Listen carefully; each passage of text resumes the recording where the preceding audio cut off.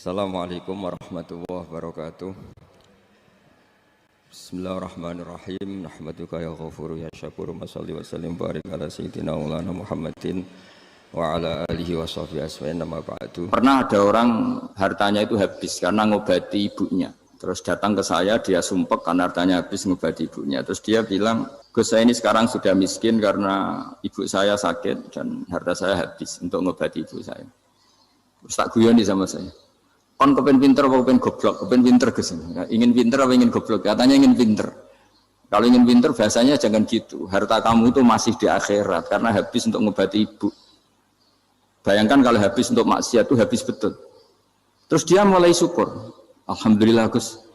Harta saya habis secara heroik karena untuk mengobati apa ibu. Sudah pinter dia. Akhirnya miskin sampai sekarang ya tetap pede saja karena masih punya tabungan di akhirat.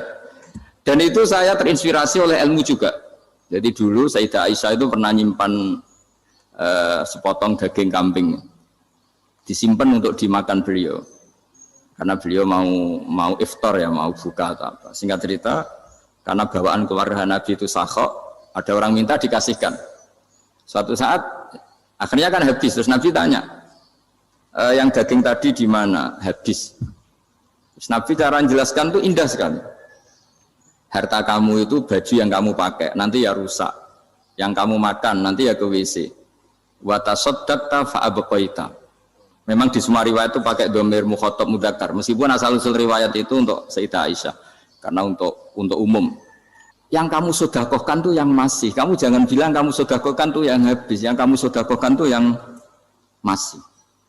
Misalnya saya punya uang 1 miliar misalnya. Terus pernah tak sedekahkan ke fakir miskin atau ke kiai atau ke pondok 100 juta. Itu yang mesti masih, karena kadung di luar kekuasaan kita. Kadung lillahi ta'ala. Justru yang masih itu yang potensi nanti untuk hal-hal yang kurang positif. Semenjak itu orang sedekah itu begitu entengnya, karena itu yang masih. Ya tapi tentu sarannya yang tepat ya. Saya sekarang sering kampanye sedekah tepat. Karena misalnya sering saya itu didatangi orang kaya. Sudah dapat gratisan gerutu itu geremeng. Nah ini kita sudah pakai buminya Allah itu gratis, pakai airnya ya gratis, pakai oksigen ya gratis. Kok masih gerutu, itu sudah jadi hamba yang nggak benar itu. Dibayangkan kalau kita pakai oksigen bayar, pakai buminya bayar, pakai airnya bayar semua. Kayaknya kita tidak mampu membayar. Dan kita sama Allah hanya disuruh ikrar, disuruh sujud. Pentingnya ilmu satu bahwa itu akan menjadikan satu perilaku. Misalnya begini ya, dulu itu kiai-kiai Jawa zaman dulu itu berpatokan karena dulu pemerintahan Hindia Belanda, seorang lagi masih pemerintahan Hindia Belanda. Itu dalil yang sering diutarakan itu sebaik-baiknya umara itu yang datang ke ulama, terus sejelek-jeleknya ulama itu yang datang ke umara. Tapi semenjak pemerintahan Indonesia dan kemudian ditandai beberapa tokoh kayak Gus Wahid putra Kiai Hasyim jadi Menteri Agama, ada Gus Wahib putra Kiai Wahab juga jadi Menteri Agama, ada Kiai Fathur Rahman keluarga Mbah Maimun, keluarga Sarang juga pernah jadi Menteri Agama. Kemudian bersamaan dengan itu dibangunlah satu pegangan ilmu. Pegangan ilmu ini penting karena ini yang mengilhami semua orang Islam, terutama ya utamanya ulamanya. Ada seorang ustadz, seorang guru ngaji yang karena melihat rata-rata penguasa itu zalim ya, datang ke Harun Ar-Rasyid. Ini perlu disemak, datang ke Khalifatullah atau Amirul Mukminin Harun Ar-Rasyid. Karena beliau seorang raja tentu terduga lah, atau ya umumnya atau gimana lah istilahnya. Itu ya rata-rata ya agak seenaknya, namanya raja, namanya penguasa. Ini dalam pikiran ustadz itu, tidak mesti dalam fakta. Kemudian si ustadz itu matur, ya Amirul Mukminin, inni nasihun lak famusyaddidun alaika fala tajidanna fi nafsika syai'an. Saya ini mau nasihati Anda, kemudian saya cara nasihati itu keras. Tolong jangan dimasukkan hati. Dia bilang famusyaddidun alaika. Saya nanti kalau nasihati itu keras sekali. Tolong dimaklumi karena ini penting, karena Anda harus dinasihati secara keras. Tapi sebelum nasihat itu diutarakan, kata Harun Ar-Rasyid, karena beliau Bani Abbas dan beliau orang alim termasuk muridnya Imam Malik, kata Harun Ar-Rasyid, uskut, kamu diam Ustaz. Inna Allaha ta'ala arsala man huwa khairun minka ila man huwa syarrun minni wa ma'adhalika yaqulu Allahu ta'ala faqula lahu qawlan layyinal la'allahu yatadzakkaru aw yakhsha. Jadi ini sekaligus etika dan norma ya bagi semua dai di Indonesia dan semua kita. Wahai Ustadz kamu diam. Allah Ta'ala itu ngutus orang yang lebih baik ketimbang kamu, yaitu Nabi Musa, ke orang yang lebih jelek ketimbang saya, yaitu ke Fir'aun. Itu saja harus pakai etika faqula lahu qawlan layyinan. Kamu harus ngomong yang halus. Jadi intinya ini Harun ar-Rasyid komplain. Kamu itu kalau jadi Ustadz ngaji kira-kira gitu. Jadi betapa baiknya orang dulu memahami Quran. Jadi Quran itu dibaca, kemudian kita mungkin baca terus jadi cerita, mungkin ada yang baca jadi perilaku, ada yang baca kemudian itu mengilhami, membentuk. Nah kira-kira itulah yang membentuk kiai-kiai alim di NU, di beberapa pesantren maupun orang-orang alim di luar NU. Asal ngajinya dan bacanya seperti kita, pasti seperti itu. Karena cara berpikir tadi. Sudah, jadi akhirnya si Ustadz tadi keluar dan minta maaf, anta a'lamu minni, ternyata engkau lebih alim ketimbang saya. Jadi kalimat famusyaddidun alika, saya akan keras cara memberi nasihat, itu yang diket, yang dipotong, yang dibatalkan atau yang diralat oleh Khalifatul Harun ar-Rasyid. Yaitu dikatakan inna wa ta'ala arsala man huwa khairun minka ila man huwa syarrun minni. Yaitu Allah mengutus orang yang lebih baik ketimbang kamu, yaitu Nabi Musa, ke orang yang lebih jelek ketimbang saya, yaitu Fir'aun. Itu pun harus faqula lahu qawlan layyinan. Cara berdakwah harus dengan kata-kata yang halus, yang lembut, yang indah. Dan dengan kata-kata itu diharapkan la'allahu yatadzakkaru aw yakhsha. Semoga yang didakwai menjadi ingat. Sehingga dengan kemampuan ilmiah seperti ini menjadi pegangan bersama bahwa kita sebagai dai atau sebagai tetangga atau sebagai sama-sama warga Indonesia, bawaan kita memang harus faqula lahu qawlan layyinan la'allahu yatadzakkaru aw yakhsha. Kemudian dalam disiplin ilmu yang lain, halus itu tidak kuat. Angin itu ya halus, tapi kalau di manage itu jadi kekuatan yang dahsyat. Begitu juga air dan sebagainya. Sehingga tidak perlu khawatir terus kalau dakwah halus itu tidak punya efek yang signifikan. Tidak juga. Allah Ta'ala itu pengelola angin. Angin itu kekuatannya dahsyat. Sehingga Nabi Sulaiman dikasih kekuatan angin dan bisa terbang kemana-mana. Kemudian sekarang jadi teknologi yang banyak memanfaatkan angin. Mulai rem, mulai apa saja. Sehingga dari cerita saya ini kemudian terus kiai-kiai itu membentuk dakwah termasuk di ekonomi dengan cara yang rileks. Nah cara rileks itu satu tentu dimulai dengan ilmu. Misalnya begini, saya beri contoh. Ketika ada orang melafadzkan kalimat la ilaha illallah, tiada Tuhan selain Allah. Kemudian kalimat ini mungkin kalau orang NU baca itu rutin ya, karena kiainya kelamaan ya yang ikut sambil tidur. Ya. Kalau tahlil itu disebut kiai tertentu itu mesti yang belakang, wah suwi itu kalau kiai itu lama itu.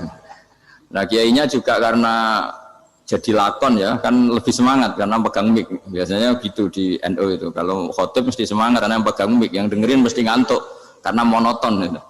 Karena yang mendengerin sudah tahu pasti nyuruh baik meninggalkan yang jelek. Jadi ilmunya sudah disimpulkan dulu. Setiap yang tidur di masjid mesti tak tanya kenapa tidur. Ilmunya tidak ada perkembangan, Gus, nyuruh yang baik meninggalkan yang jelek. Tapi kalau ilmunya agak ada perubahan kan dengar semua pasti nyuruh yang jelek meninggalkan yang baik. Karena watak manusia itu agak-agak suka fitnah, itu suka geger. Tapi kalau monoton itu mesti enggak itu. Tapi yang menjadi pegangan kita, saya ulang lagi, itu ilmu dulu. Saya ulang lagi itu ilmu dulu. Saya berkali-kali menyontohkan, kalau ada orang kafir, orang yang tidak bersyahadat 70 tahun, kemudian dia bersyahadat sekali saja di akhir hayatnya. Itu kata Allah, qulil ladzina kafaru iyyantahu yughfar lahum ma qad salaf. Katakan ke mereka yang kafir, jika dia mau bersyahadat, itu masa lalunya diampuni semua. Sehingga kedahsyatan kalimat ini luar biasa. Orang yang kafir 70 tahun saja, barokahnya la ilaha illallah ini, dosanya bisa diampuni semua. Nah kemudian karena ilmu ini tidak begitu populer atau kurang dipopulerkan, atau kita sendiri kurang menghayati, sehingga la ilaha illallah itu lebih dianalisis cara lafadz ini, pelafatannya ada sanadnya enggak ya gitu. Terus cara melafatkan bareng-bareng seperti itu ada tumpengan ini bid'ah enggak ya. Jadi pertanyaannya sudah tidak tentang keramatnya atau sakralnya atau fadilahnya la ilaha illallah, tapi sudah macam-macam. Wiridan cara seperti ini ada hadisnya enggak, legal enggak, terus ada sanadnya enggak. Jadi saya mohon semohon-mohonnya untuk teman-teman yang di Al-Iman itu harus ngaji ya. Ngaji itu nanti kamu tahu cara mandang sebuah ibadah atau perilaku atau apa sajalah tahu. Karena al-ilmu yurisul ahwal, ilmu itu bisa mengilhami cara pandang. Dulu yaitu saya ulang lagi, ketika zaman Hindia Belanda, karena pemerintahnya Hindia Belanda itu ulama-ulama keras sekali, sejelek-jeleknya ulama itu yang datang ke Umaro. Tapi setelah era Mbah Hashim, era sampai Mbah Maimun, itu mereka peduli sama Umaro, semuanya sama-sama warga Indonesia yang ingin melihat Indonesia yang lebih baik. Sehingga banyak, ya kakak saya sendiri pernah wakil bupati, terus putra Mbah Maimun wakil gubernur. Ini teman saya Ki Hafid ya bupati. Semenjak itu terus, dan itu nggak lepas dari cara pandang. Ya, itu cara pandang diantaranya adalah cerita tentang Nabi Musa yang Allah tetap peduli sama Fir'aun. Sehingga tetap didakwai Nabi siapa? Musa. Dan posisi Musa datang bukan memanggil. Ya, cuma sampai sekarang itu belum pernah ke kantor bupatinya Pak Hafid. Karena kadang-kadang orang terus curiga mengajukan proposal jadi agak repot. Ketemu bupati itu sialnya kiai kan mesti pikirannya orang bupati ini nyangoni, kiai ini disangoni itu. Itu terus kayak kita fakir miskin itu. Jadi makanya saya itu belum pernah datang. Tapi alhamdulillah karena beliau berambisi menjadi wa khairul umara mayatuna babal ulama. Jadi datang tapi sangat ambisius ingin mengalahkan ulama karena dia kalau datang statusnya lebih tinggi. Ya tidak apa-apa ini tawaduk tapi niatnya agak begitu tawaduk. Jadi datang. Jadi saya sering ke Jakarta tapi ya tadi jarang ya. Biasanya ngajarkan waktu hanya pas saja tidak kurang tidak lebih. Biasanya ngajar di pondoknya Pak Kures itu di Baitul Quran ya. Hanya ngajar santri-santri itu. Nah, jadi pemahaman Quran dulu itu kata Imam Ghazali itu membaca Quran itu membaca bukan bercerita. Kalau kamu membaca seperti ini kunta qori'an, kamu pembaca. Pembaca itu yang mengambil pelajaran. Tapi kalau kamu hanya cerita itu namanya kunta hakian. Sebenarnya Anda tidak membaca Quran, tukang cerita. Misalnya tadi cerita Nabi Musa datang ke Fir'aun. Itu kalau kamu hanya cerita, wah dulu itu ada orang namanya Fir'aun didakwai Nabi yang namanya Musa. Ya ini namanya tukang cerita. Kalau kamu pembaca tidak gitu. Betapa baiknya Allah. Orang sengawur Fir'aun saja inginnya Allah masih ingin diselamatkan dengan mengutus Nabi Musa kekasihnya. Itu namanya kunta qori'an. Kamu pembaca betul, bukan kunta hakian. Kamu tukang cerita. Begitu juga seterusnya tentang Quran ayat-ayat seterusnya. Sehingga yang diharapkan dari pembacaan Quran itu memang kita sebagai ahli baca, ahli mu'tabir ya, ahli yang ngambil pelajaran, bukan tukang apa? Cerita. Sehingga dulu ketika Sayyidina Umar radhiyallahu anhu ketika membuka Baitul Maqdis atau Baitul Muqaddas dan diajak syukuran, pesta-pesta makan itu. Beliau enggak mau. Ketika ditanya kenapa engkau enggak mau? Alasannya itu langsung beliau baca Quran. Jadi saya punya sekian contoh. Saya ulang lagi, saya punya sekian contoh. Orang-orang dulu dengan Quran itu menyatu, bukan sekedar dihafal tapi menyatu. Sehingga bawaannya itu sudah Qurani, sudah Qurani. Saya beri contoh pertama Rasulullah SAW, nanti Umar kedua. Rasulullah itu pernah nggak makan sampai 3 hari. Terus ditanya oleh sahabat, lalu kekuatan engkau bisa hidup apa? Terus menghentikan al-aswadani, maksudnya itu tamar dan air, hanya makan kurma dan air. Tapi beliau tidak ketemu roti atau tidak ketemu nasi lah kalau orang Indonesia. Ketika hari ketiga dikasih makan oleh sahabat, dipotongkan kambing, kemudian baru makan 3 lukmah, kira-kira ya 3 asupan nasi, berhenti. Padahal sahabat yang lapar sama dengan Rasulullah itu membayangkan Nabi itu sampai kenyang, sampai apa. Tapi ketika ditanya, seperti ini pun nanti ada hisabnya. Walatus alunna yauma idzin anin naim. Jadi acara makan-makan gini itu nanti ada hisabnya. Nabi nangis. Akhirnya sahabat nggak jadi nerusin makan. Jadi ketakutan orang dulu sama ketika Sayyidina Umar dijak pesta ketika memenangkan Baitul Maqdis itu. Inna wa ta'ala ayyara qauman. Allah itu mengkritik sebuah komunitas kaum karena apa? Adhabtum thayyibatikum fi hayatikumud dunya wastamta'tum biha. Kamu adalah orang-orang yang jatah nikmat kamu sudah kamu habiskan di dunia. Adhabtum itu kalian habiskan jatah kenikmatan kamu di dunia. Wastamta'tum biha, kamu di dunia sudah berpuas-puas. Maka jatah Anda sekarang di akhirat habis. Sehingga Sayyidina Umar enggak mau pesta-pesta karena takut jatah nikmatnya habis. Kata beliau terus astabqi thayyibati, akan saya sisakan sisi-sisi kebaikan saya supaya tidak habis. Torong Jawa itu aja dientek-entekno biar jatahnya masih. Sehingga di dunia kiai itu ya meskipun saya akrab bupati, akrab mungkin wakil gubernur, saya itu ya jarang ketemu. Karena kalau orang Jawa bawaannya ketemu ya makan-makan, guyon-guyon. Nak keterusan ras mlebu swarga. Makanya saya pastikan Pak Yusuf Mansur ke sini tidak akan saya jamin, biar aja, biar jatahnya masih. Jadi ini bukan karena saya biar jatahnya masih. Ya, jadi itu ilmunya kiai. Nah, efek dari ilmu ini dahsyat. Kalau Anda berpikir tentang nasib Anda di akhirat, nanti bawaannya juga tidak akan mudah menyalahkan orang lain, tidak akan menghakimi orang lain karena sibuk dengan dirinya sendiri, tapi tidak dengan makna egois, tapi makna orang baik itu siapa? Orang yang sibuk dengan aib pada dirinya, dengan kekurangan pada dirinya, saking sibuknya mikir aibnya sendiri, tidak sempat mengoreksi aibnya orang lain. Itu awal ilmu. Ilmu itu tidak dimulai dari larangan. Kalau larangan karuan, tidak termasuk ahli surga, orang yang suka mengadu domba, tidak termasuk orang baik yang cari kesalahan orang lain. Itu namanya pelarangan. Tapi ilmu itu di atas nahi, di atas pelarangan itu. Kamu punya kesadaran bahwa kamu itu yang penting selamat dulu, jangan memikirkan orang lain. Dengan makna bukan egois, tapi dengan makna supaya tidak menyalahkan apa? Orang lain. Nah, saya termasuk ya boleh dikatakan kiai lah, yang paling fanatik bahwa semuanya itu harus dimulai dari ilmu. Ya saya ulang lagi, dimulai dari ilmu. Nah, dari sini kemudian saya berharap Indonesia menjadi damai, menjadi baik. Itu bukan karena kita baik-baik banget, ya tidak mungkin kita ada nabi, tapi karena sudah sibuk dengan memikirkan kesalahan diri sendiri. Sehingga misalnya kita baca Quran, Rabbana dzalamna anfusana, lalu kita langsung ingat betapa hubungan kita dengan Allah itu harus ikrar dulu, merasa zalim dulu, merasa salah dulu. Nah, kalau semua orang merasa salah di depan Allah itu mesti bawaannya agak mudah menyalahkan orang lain, karena kita bilang Rabbana dzalamna anfusana. Nah, itulah ilmu-ilmu yang mungkin banyak pembaca Quran tapi hanya baca, atau kalau baca ini tok disebut al-haqi, ahli cerita. Yang dibutuhkan tuh al-qari, pembaca kemudian mu'tabir, kemudian mau beriktibar. Seperti yang dilakukan tadi Harun Ar-Rasyid tadi.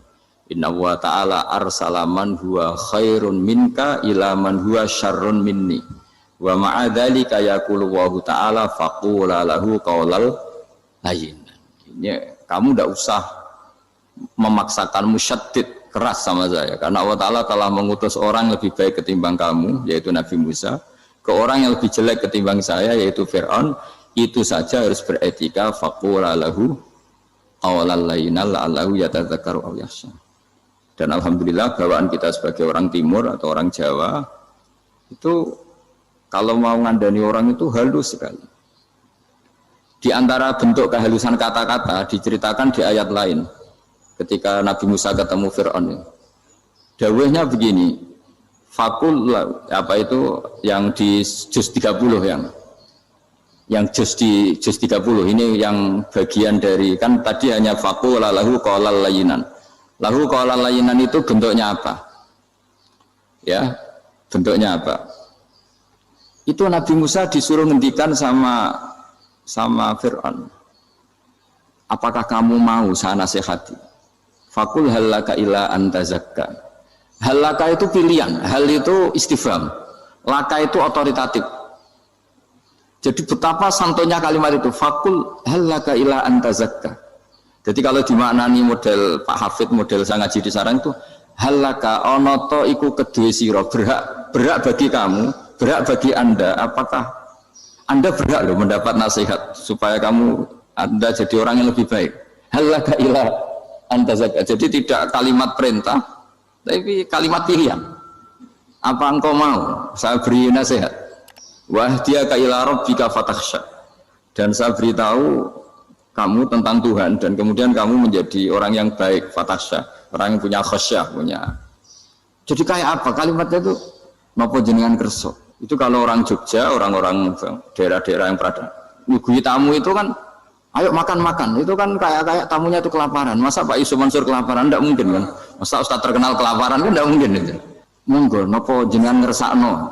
Karena bisa saja tamunya itu tidak kersa, mungkin karena darah tinggi, mungkin karena takut dianggap fakir miskin, macam-macam kan orang enggak.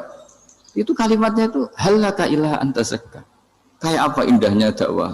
Halaka ila anta zakka. Itu ada kata laka itu ya terserah jenengan mau enggak. Wa ahdiyaka ila rabbika fatakhsha. Nah, itu yang disebut membaca. Kunta qori'an la hakian. Anda benar-benar membaca Quran, bukan sekedar penceri.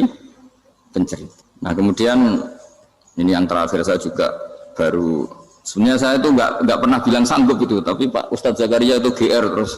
Sampai tadi pagi itu saya belum tahu kalau ada acara ini.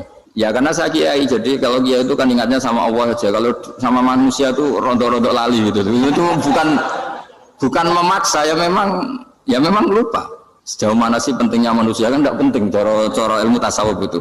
Tapi karena ini titipan Rasulullah SAW terus menjadi penting kan. Dititipi umat kayak jenengan itu yang ya sudah ngaji ngatur kiai ribet itu. Kiai ini biasa ngaji kan, kiainya yang ngatur, santri ini enggak. Pak Yai ngaji tanggal ini jam ini. Itu kan mengabaikan semua aktivitas kiai. Padahal jam ini mungkin saya punya jam, mungkin jalan-jalan atau ngaji atau mutolaah atau munajat. Gara-gara Pak Zakaria ini kan terus Mas Tamam ini yang provokasi. Harus ngaji di jam ini, tema ini. Saya itu kalau ngaji ditentukan tema itu, ini memang saya agak keras di bab ini. Itu kayak ibarat gini loh. Saya ini dokter, kemudian ada orang yang sakitnya itu jantung, terus bilang ke saya, Pak dokter sembuhkan kukul saya. Wong penyakit ekstrimnya itu jantung, kok bila disembuhkan apa? Kukul. Kan gak penting, sembuh tidak sembuh, kukul itu kan gak penting. Jerawat itu. Kiai itu tahu kesalahan paling fatal manusia itu akidah. Kadang-kadang mintanya ilmu yang tidak akidah, yang gak penting. Jadi kadang-kadang kiai itu ya digurui betul kalau di Indonesia. Misalnya ini tidak nyindir loh, memang marah betul ya, kalau di bab-bab seperti ini. Tapi ini biar jadi ilmu masif, ilmu yang general. Saya ulang lagi ya, Anda jadi dokter, tahu pasien Anda ini penyakit jantung kronis atau sudah fatal lah sudah. Terus orang itu bilang, Pak Yai, itu Pak dokter, tolong obati kulit saya supaya tidak jerawatan. Kamu bilang ini orang aneh enggak? Aneh kan? Nah, kiai juga gitu. Saya sering itu ada orang mau haji gitu, Gus doain saya jadi haji mabrur. Pernah belajar haji Pak? Dereng Mas. Mungkin enggak orang belum belajar nyupir terus kemudian minta didoain, Gus saya mau nyupir doain selamat. Nyupir aja enggak bisa kok minta doa selamat. Harusnya urutannya kan belajar dulu baru minta doa. Tapi kali ini aliman bener ngajaknya akidah dulu, ahli sunnah kan. Nah, itu bener karena akidah itu hal yang prinsip memang harus. Kalau kebetulan enggak bener taruh visi betul. Untungnya kalau temanya bener. Jadi saya mohon ke seluruh orang-orang yang mau ngaji ke kiai itu tema itu biar yang milih kiai supaya tahu prioritas yang harus benahin. Jangan tema yang kita yang milih, jangan-jangan tema yang kita pilih itu tidak mendesak atau tidak penting. Ini bukan apa-apa, ini saking ingin baik saya ya, keinginan baik saya supaya dulu zaman sahabat ya gitu. Kalau ada pertanyaan salah sama Nabi dibenerin, cuma Nabi terlalu bijak, cara benerin tuh enak. Kalau saya karena tidak Nabi saja ya agak-agak kasar kan, kalau tidak Nabi tidak wajib bener terus, yang wajib bener terus itu Nabi. Saya beri contoh, Nabi itu ngendikan tentang kiamat, kiamat itu dahsyat, mengerikan gini-gini.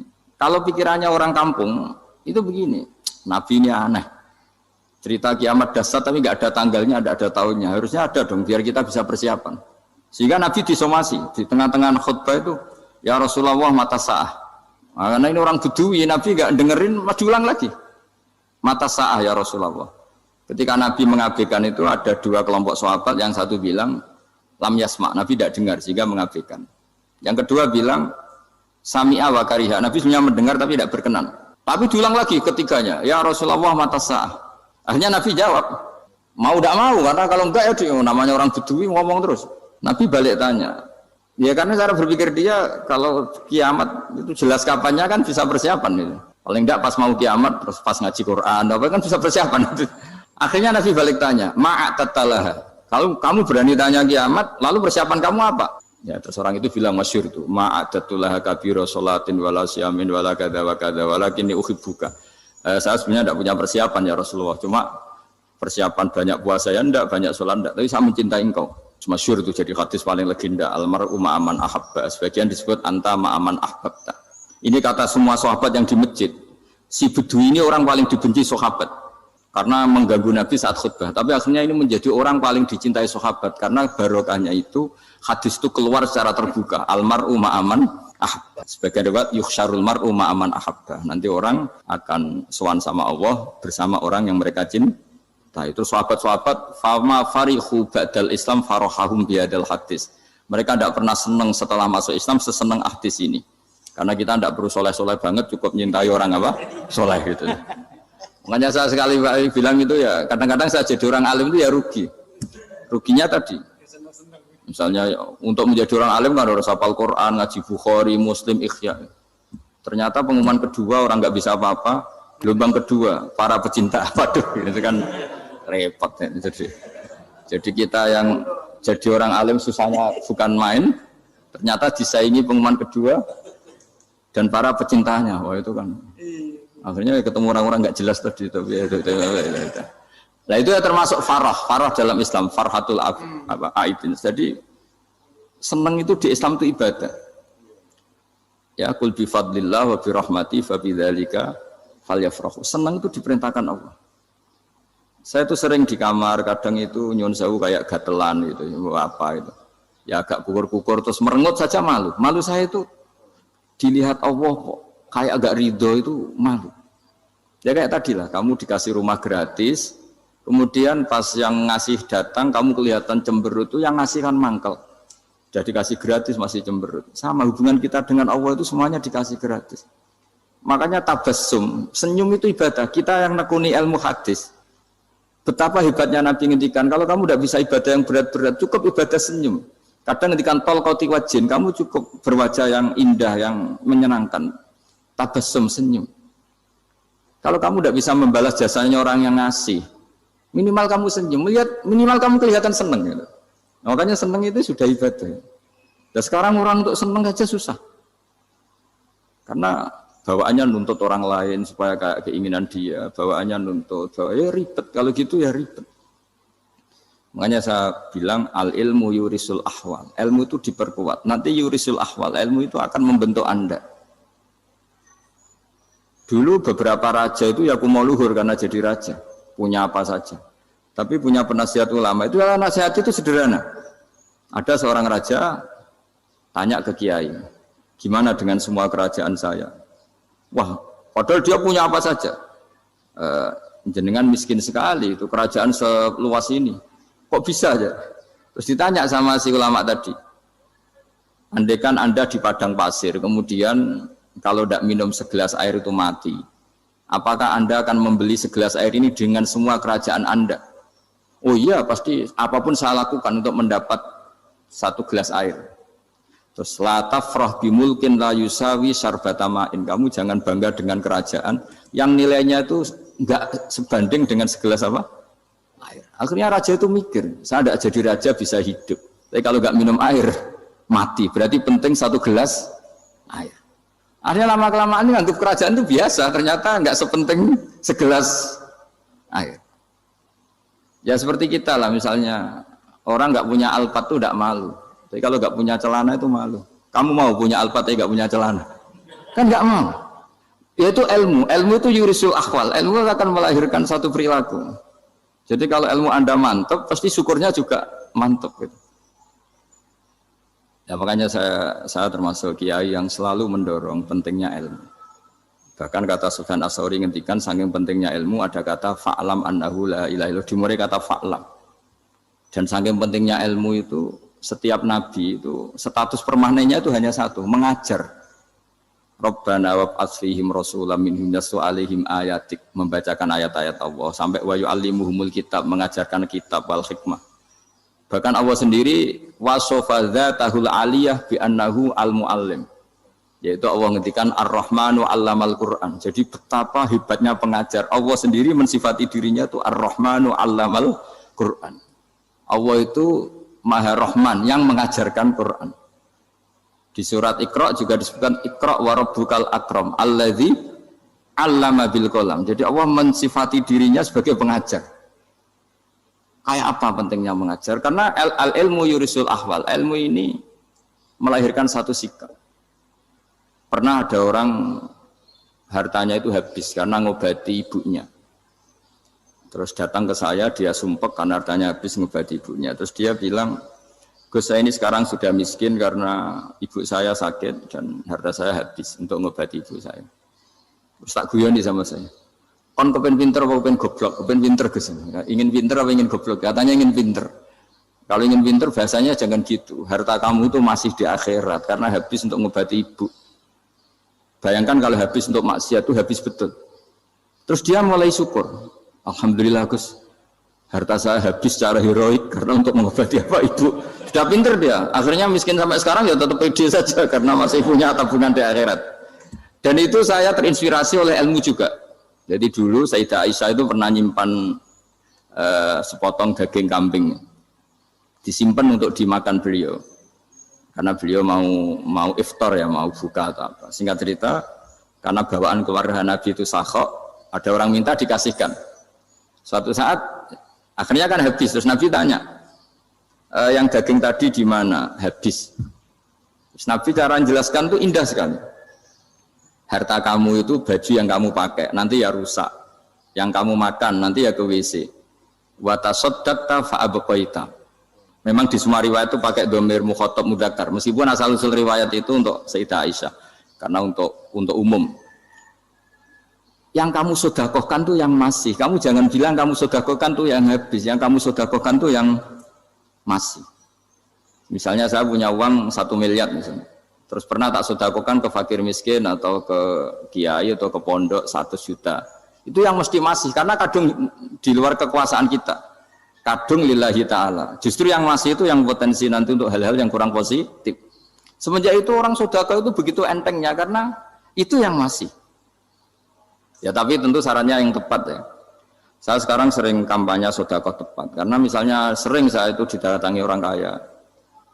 Gus, saya ini punya uang banyak, ingin punya masjid biar dipakai orang Jumatan. Terus saya bilang, kamu ingin jadi orang baik betul apa baik versi Anda? Baik betul Gus. Tak ajarin mau, gak tersinggung. Mau Gus.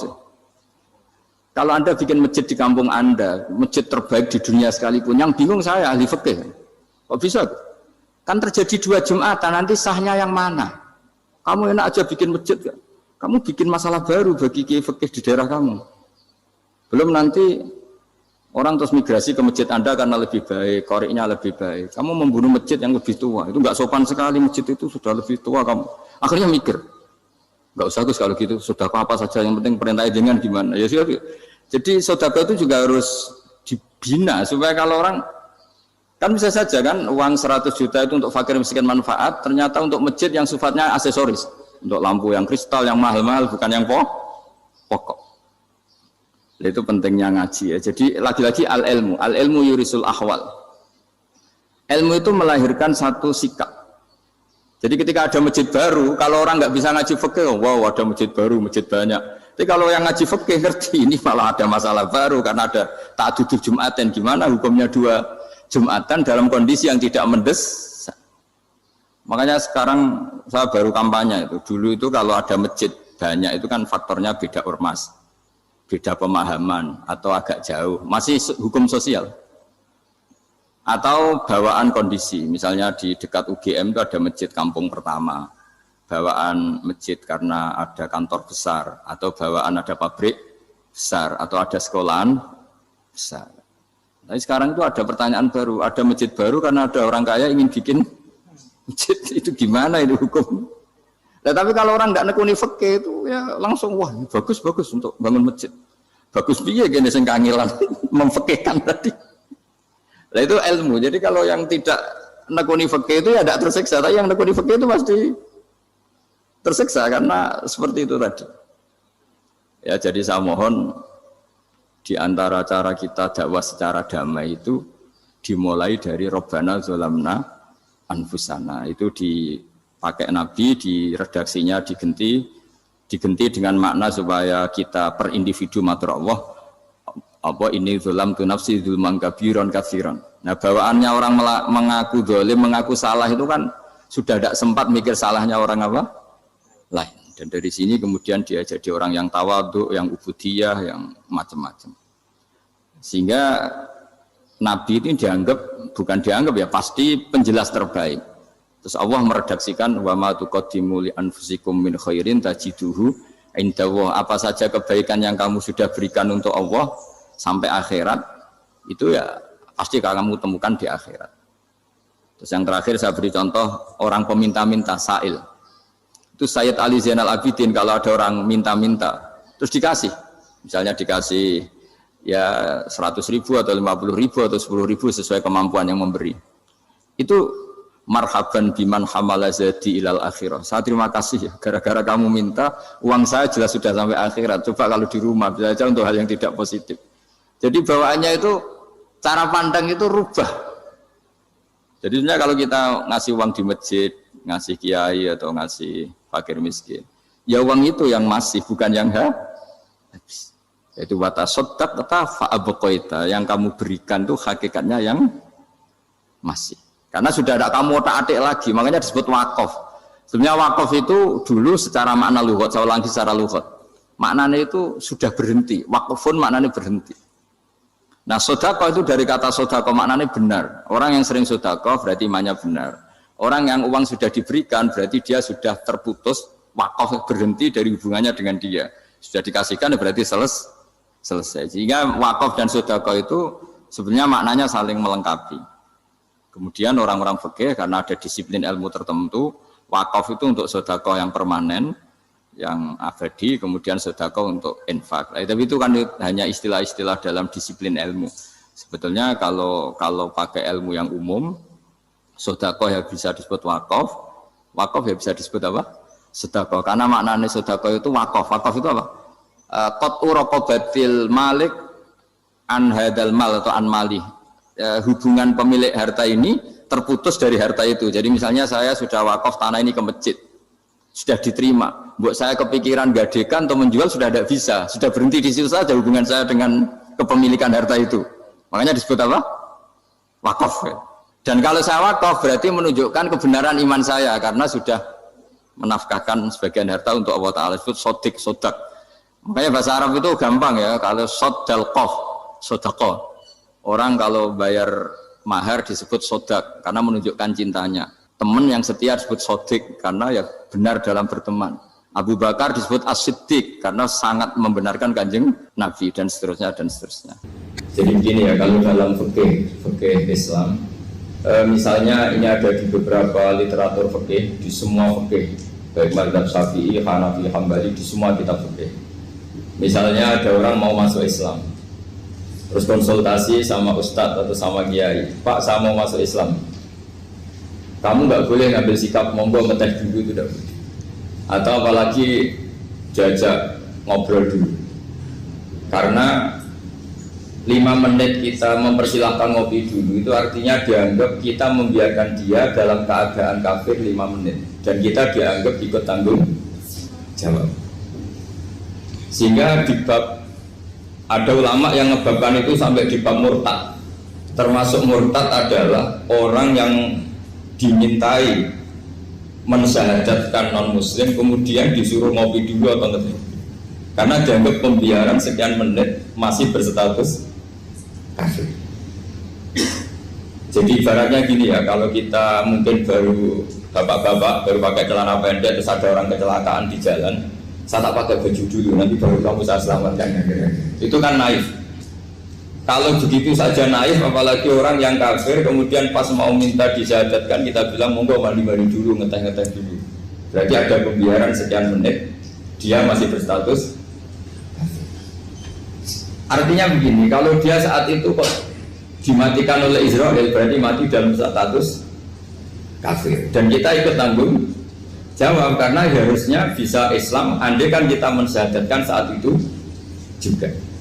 Jadi itu bab-bab yang dianggap ekstrim dalam kutubil fikih, bab-bab fikih.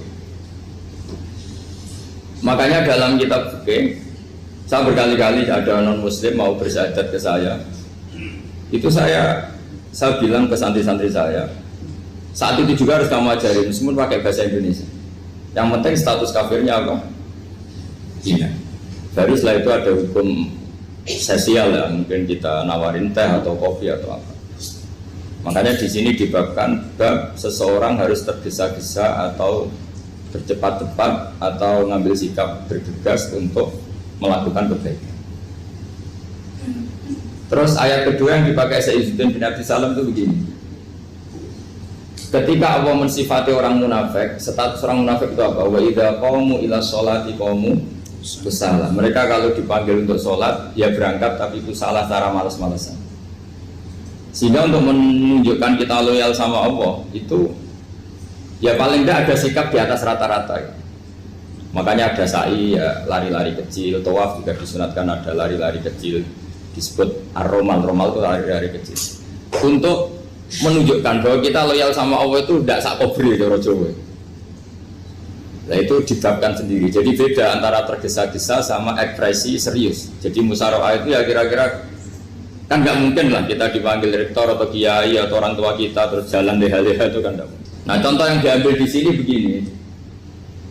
Ketika ada debat terbuka antara Fir'aun dan Musa, saya ulang lagi, ada debat terbuka antara Musa dan Fir'aun, kan Nabi Musa datang ke Fir'aun.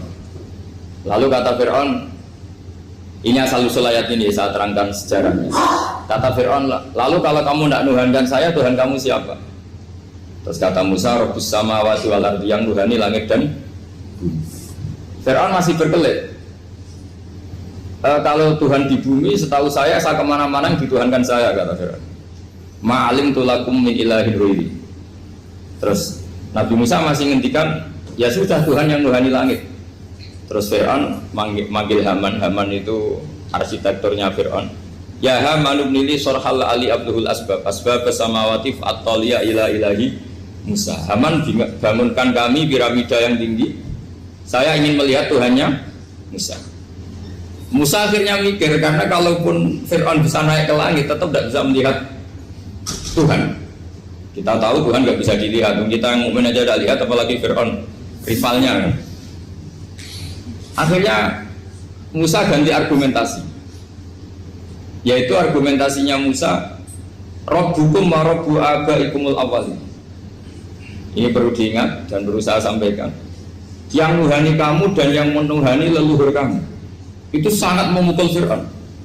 Karena logikanya kalau Fir'aun itu Tuhan, berarti babanya dulu tanpa Tuhan. Ini ada Tuhan terlambat ya.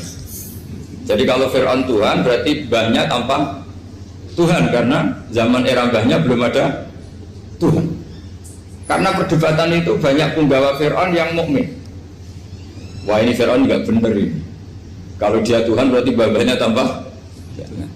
Karena kalau iman itu akan diadili, akan dieksekusi, maka orang ini berstatus rojulum mukminum min ali fir'auna yaktumu imanah. Maka di Quran diterangkan wa qala rojulum mukminum min ali fir'auna yaktumu imanah. Ada seseorang yang iman tapi menyembunyikan iman. Lah orang ini selalu ikut rapat di rapat-rapat penting Fir'aun, termasuk rapat ketika Fir'aun dan para tentaranya memutuskan membunuh Musa. Karena dia ikut rapat dan eksekutornya besok disuruh menangkap Musa. Orang ini malam itu juga nemuin Musa, terus bilang innal mal ayat tabiru nabikal yaqtulu ka Musa. Rapat tadi malam memutuskan kamu besok dibunuh, maka kamu harus bergegas meninggalkan Mesir. Nah, dari kesimpulan itu, dari cerita itu kemudian diambil secara hukum fikih bahwa untuk menyelamatkan darah harus jasa, harus bergegas. Andai kan Musa itu kok sak kobre, sak sempate, maka keburu. Andai kan ini rojul ini tadi, orang tadi penasihat tadi, kok sak kobre ya, maka berarti Musa terlanjur tertang. Jadi itu pentingnya ulama ya. Jadi cerita yang linier, cerita yang seakan-akan cerita di tangan ulama tetap menjadi al-ahkam al-fiqhiyah, menjadi ketentuan-ketentuan apa? Fikih. Jadi yang diambil di sini adalah lelaki tadi yang ikut rapat tadi bergegas menemui Musa, memberitahu kalau kamu besok mau dieksekusi, fakhrus, maka kamu harus secepatnya keluar dari Mesir untuk menyelamatkan diri. Terus oleh Sayyidina bin Abi Salam dibabkan bab harus tergesa-gesa menyelamatkan darahnya orang apa? Islam.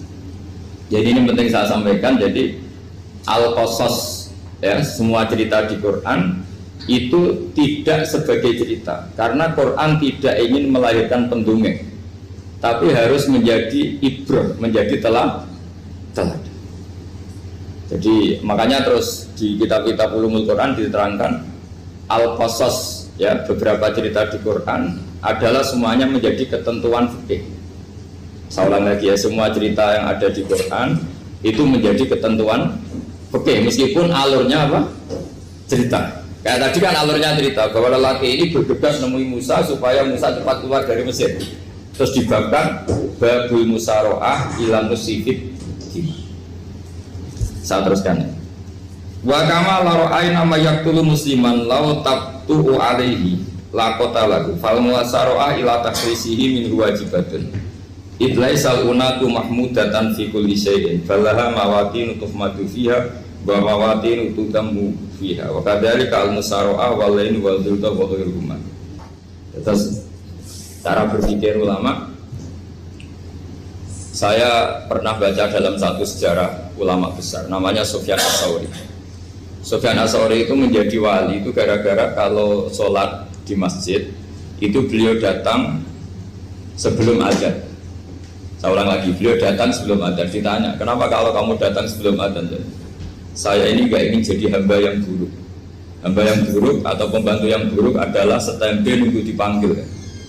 Misalnya kita tahu majikan kita pasti manggil jam 7. Kemudian jam 7 itu Anda masih ngopi, masih tata-tata, itu kan tidak menghormati majikan. Harusnya kamu setempe di jam yang saat itu pasti majikan Anda memanggil. Kata beliau, saya tidak ingin seperti pembantu yang buruk. Datang nunggu apa? Dipanggil. Jadi itu ada beberapa spirit ya, atau inspirasi dari aturan-aturan mahabbah. Sebab itu ketika Allah kritik orang munafik, wa idza qamu ila sholati qamu kusala, ketika dipanggil sholat mereka datang bermalas-malasan. Karena tidak ada cintanya sama Allah, maka datang berlambat-lambat. Nah, berarti kalau ekspresi cinta mengharuskan kita datang bercepat. Makanya dalam istilah lain di Quran ini termasuk balaghatul Quran. Di juz 25 itu istilah menuju Allah itu fafirru ilallah. Kita tahu firar itu maknanya lari apa jalan biasa? Lari. Jadi untuk mengekspresikan mahabbah kita, kangen kita pada Allah, cara bahasa Arab isak kita, berontok kita sama Allah, tidak diistilahkan jalan tapi fafirru ilallah, harus bergegas berjalan. Begitu seterusnya. Maka kalau ada orang Islam, terus ini konsekuensi hukum. Ada non muslim minta, Pak Bah, saya tolong ajarkan syahadat. Nggak boleh saya bilang gini, monggo ke dalam dulu. Padahal perjalanan ke rumah saya misalnya setengah jam, nggak boleh. Saat itu meskipun sambil berdiri-diri harus kita tauhidkan. Kamu yakinnya Allah itu satu, Tuhan Allah, harus. Karena kalau ada perjalanan ke rumah 5 menit terus dia kecelakaan, belum syahadat, statusnya mati apa? Kafir. Dan kita ikut terlibat karena sebetulnya bisa mengislamkan saat itu juga. Analoginya kayak tadi ya. Orang kecelakaan di jalan karena kita pakai celana pendek, contoh Surya saya tak pakai baju dulu. Habis itu diludes truk. Itu kan kita ikut salah karena kita yang punya kesempatan. Tentu yang disalahkan yang punya kesempatan. Karena merubah status dari potensi kelides truk menjadi sama sekali gak potensi kelides truk dengan kita inggirkan, meskipun kita dalam keadaan tidak ideal. Sama. Orang kafir yang mau masuk Islam itu umumnya kiai-kiai kan kadang sebagian disuruh mandi dulu, itu salah sebetulnya. Itu salah sekali. Sangat salah. Apalagi nunggu seremonial di masjid, nunggal tokoh-tokoh itu bujutnya salah. Itu gak cuma salah, bujutnya salah. Jadi salah yang akut. Itu salah besar ya. Kalau seremonial monggo, tapi kalau mengislamkannya harus saat itu. Apalagi ya seremonial seminggu lagi nunggu tokoh terkenal, nunggu disyuting dulu, wah itu perilaku so, itu bukan mengislamkan itu. Makanya kita yang sebagai peneliti fikih itu kadang itu enggak sreg gitu. Masa mau Islam nunggu di masjid dulu, di syuting dan tokoh-tokoh itu salah. Itu sama dia kamu melihat orang kecelakaan mau menyelamatkan, ini ada wartawan enggak ya? Minta di syuting dulu sedang mati Jadi kita normal saja dalam Islam, sesuatu yang mendesak, yang emergensi ya perlakuannya harus cepat. Sehingga dibabkan faslun fil musarohah ila musifid fitima. Jadi ada beberapa contoh di Quran memang aturannya seperti itu. Makanya semua redaksi Quran tentang menuju Allah diredaksi fafirru ilah. Makanya di tawaf ada ekspresi romal, jalan agak cepat. Di sa'i juga ada momen-momen kita harus romal, berjalan cepat. Di beberapa aturan juga seperti itu. Ya saya ulang lagi, di beberapa aturan Islam juga seperti itu. Nah sekarang efek di hukum haji. Saya banyak baca literatur haji. Haji dalam aturan Islam itu wujuban tarofian, wajib yang tidak langsung mendesak. Kemudian semenjak ada fakta kita harus nunggu, daftar tunggu, itu kita sebagai ahli fikih itu gampang. Misalnya gini, saya umur 20 punya uang, sekarang berapa daftar? 25 juta ya. Saya umur 20 punya uang 25 juta. Saya jomblo misalnya, ya butuh nikah, ya butuh macam-macam. Itu wajib daftar haji apa enggak? Karena kalaupun daftar nunggu 20 tahun.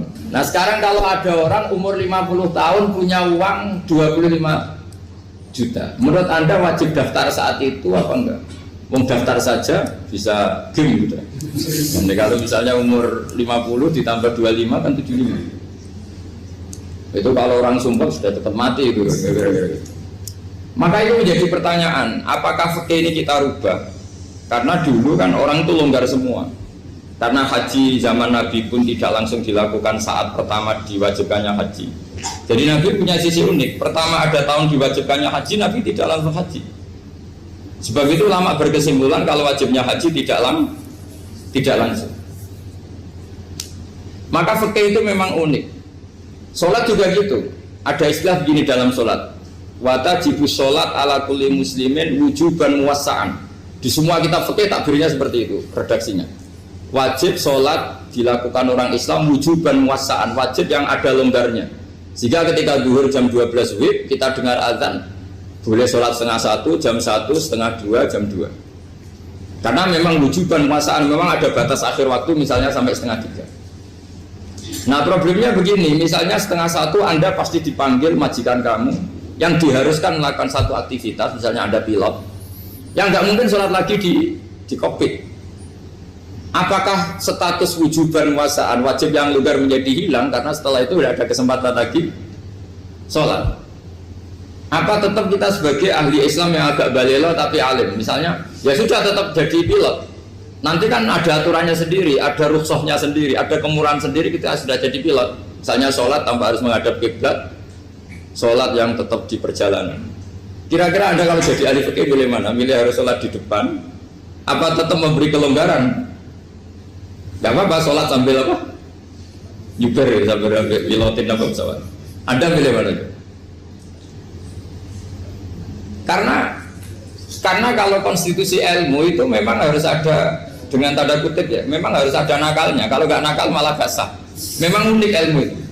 Karena ilmu itu kalau dipaksakan lurus terus, itu nanti malah bengkok karena menghilangkan rukhsahnya Allah, kemurahan Allah. Tapi kalau dipaksakan rukhsah terus, murah terus, nanti dianggap menyepelekan hukumnya Allah. Maka kita yang ahli fikih itu pusing. Misalnya saya sering ditanya, Gus saya ini supir bis, kan musafir terus, berarti saya boleh nggak puasa terus panjang Ramadan? Coba kalau ada jadi ahli fikih mesti bingung. Mau boleh, ya boleh terus supaya orang nggak peduli sama Ramadan. Mau mengatakan wajib puasa, kayak nggak peduli dengan kemurahan Allah yang membolehkan musafir tidak puasa. Coba loh, Anda jangan jadi ekstremis yang misalnya bantah kok protes kok ini kan. Jadi memang mengkaji ilmu itu. Ya makanya dengan tanda kutip itu harus ada nakal. Tapi nakal yang baik bukan nakal. Nakal itu kalau bahasa Jawa itu kan tidak harus dosa. Seperti anak kecil, menek-menek itu, tuh bocah kok nakal. Padahal anak kecil menek itu haram dah. Enggak kan? Malah orang tuanya yang bentak itu yang haram. Yang nakal betul ya ibunya yang bentak cerewet itu, karena ibunya orang yang sudah mukallaf, sudah tua, salah langkah yaitu bentak. Kalau anaknya naik meja itu ya sebenarnya bahasanya tidak nakal, lucu. Oh jebles pinter coba bisa munggah meja, harusnya diapresiasi. Tapi rata-rata itu semua akal mencampur gelas. Coba, malah boe malah mecano tabungan. Bapaknya marah tukang nguras tabungan. Sebetulnya senakal-nakalnya anak kecil itu nakal orang tuanya, itu pasti. Karena ini sudah kena fitop, sementara anak-anak belum kena. Saya pernah punya tamu karena di tradisi Kiai itu sering punya tamu. Bapak ibunya itu kultus sama Kiai, bentak anaknya disuruh salim sama saya. Anak kecil kan nggak mau jalan-jalan terus, marah. Tak marah orang tuanya tak marahin. Yang dosa itu kamu bentak anaknya. Kalau anak kecil itu kena diskon rufi al-qalamu an salasin. Di antara aturan Islam apa? Tidak ada keharusan bagi 3 orang. 1 anak kecil sampai balik, 2 orang tidur sampai bangun, 3 orang gila. Artinya anak kamu itu tidak kena kitab untuk sopan sama saya. Kamu yang kena kitab baru sopan sama anak-anak. Nah ini ada Jawa itu kadang keliru. Jadi orang tua itu marah-marah memaksakan anaknya sopan. Padahal Allah memberi diskon anak kecil itu belum wajib sopan. Gak apa-apa ada tamu naik-naik asal masih anak kecil. Makanya Rasulullah ketika beliau sholat sujud itu Hasan Husain itu naik. Cara Jawa Nabi itu 3 tumpahan. Semua riwayat mengatakan Nabi itu diam saja gak berani ngangkat. Sampai sahabat itu ada yang ngomong ini Nabi sujud lama sekali ada apa? Jadi kita punya riwayat itu ya baru kayak sahabat yang agak nakal. Semuanya itu sujud, tapi bareng di atas rata-rata ada sahabat yang belakang ngomong. Siapa tuh ini sujudnya kok lama? Barokahnya itu ditemukan riwayat. Oh, ono putune. Karena Hasan itu naik di atas punggungnya apa? Nabi itu andai kan tidak ada yang ngomong riwayat ini tidak ditemukan. Barokahnya ada yang ngomong itu mungkin. Kalau sekarang mungkin semua masjid ngomong karena orang sekarang jarang yang khusyuk. Kalau dulu hanya 1 yang di belakang. Setelah itu Nabi memberi penjelasan, saya tadi sebetulnya harus mengakhiri sujud saya sesuai aturan umum, tapi ada cucu saya tak biarkan sampai dia puas naik punggung saya, sehingga dia turun baru saya naik. Filosofinya apa? Begini, anak kecil 1 tidak kena kitab, 2 jangan sampai sholat itu jadi problem. Kalau Nabi nyentak Hasan, membentak, putu lono bae sholat kok diganggu, maka sholat menjadi trauma. Gara-gara sholat bahasa bentak saya. Lama-lama anak ini trauma dengan sholat karena dianggap problem. Makanya saya termasuk kiai nggak berpendapat anak kecil nggak boleh di masjid. Sering kan anak kecil di masjid atau khutbah ramai. Saya termasuk setuju tetap boleh. Kalau dibentak di masjid maka dia trauma dengan masjid. Bangsa ke masjid dibentak. Lagi pula kadang-kadang orang tuh gaya-gayaan toh. Wah ramai orang khutbah ramai nih. Padahal kalau nggak diramein anak-anak malah dia tidur. Kita kan nggak bisa menjamin kalau perilaku kita lebih baik gitu. Mendingan kan anak-anak main di masjid dibanding di karaoke kan.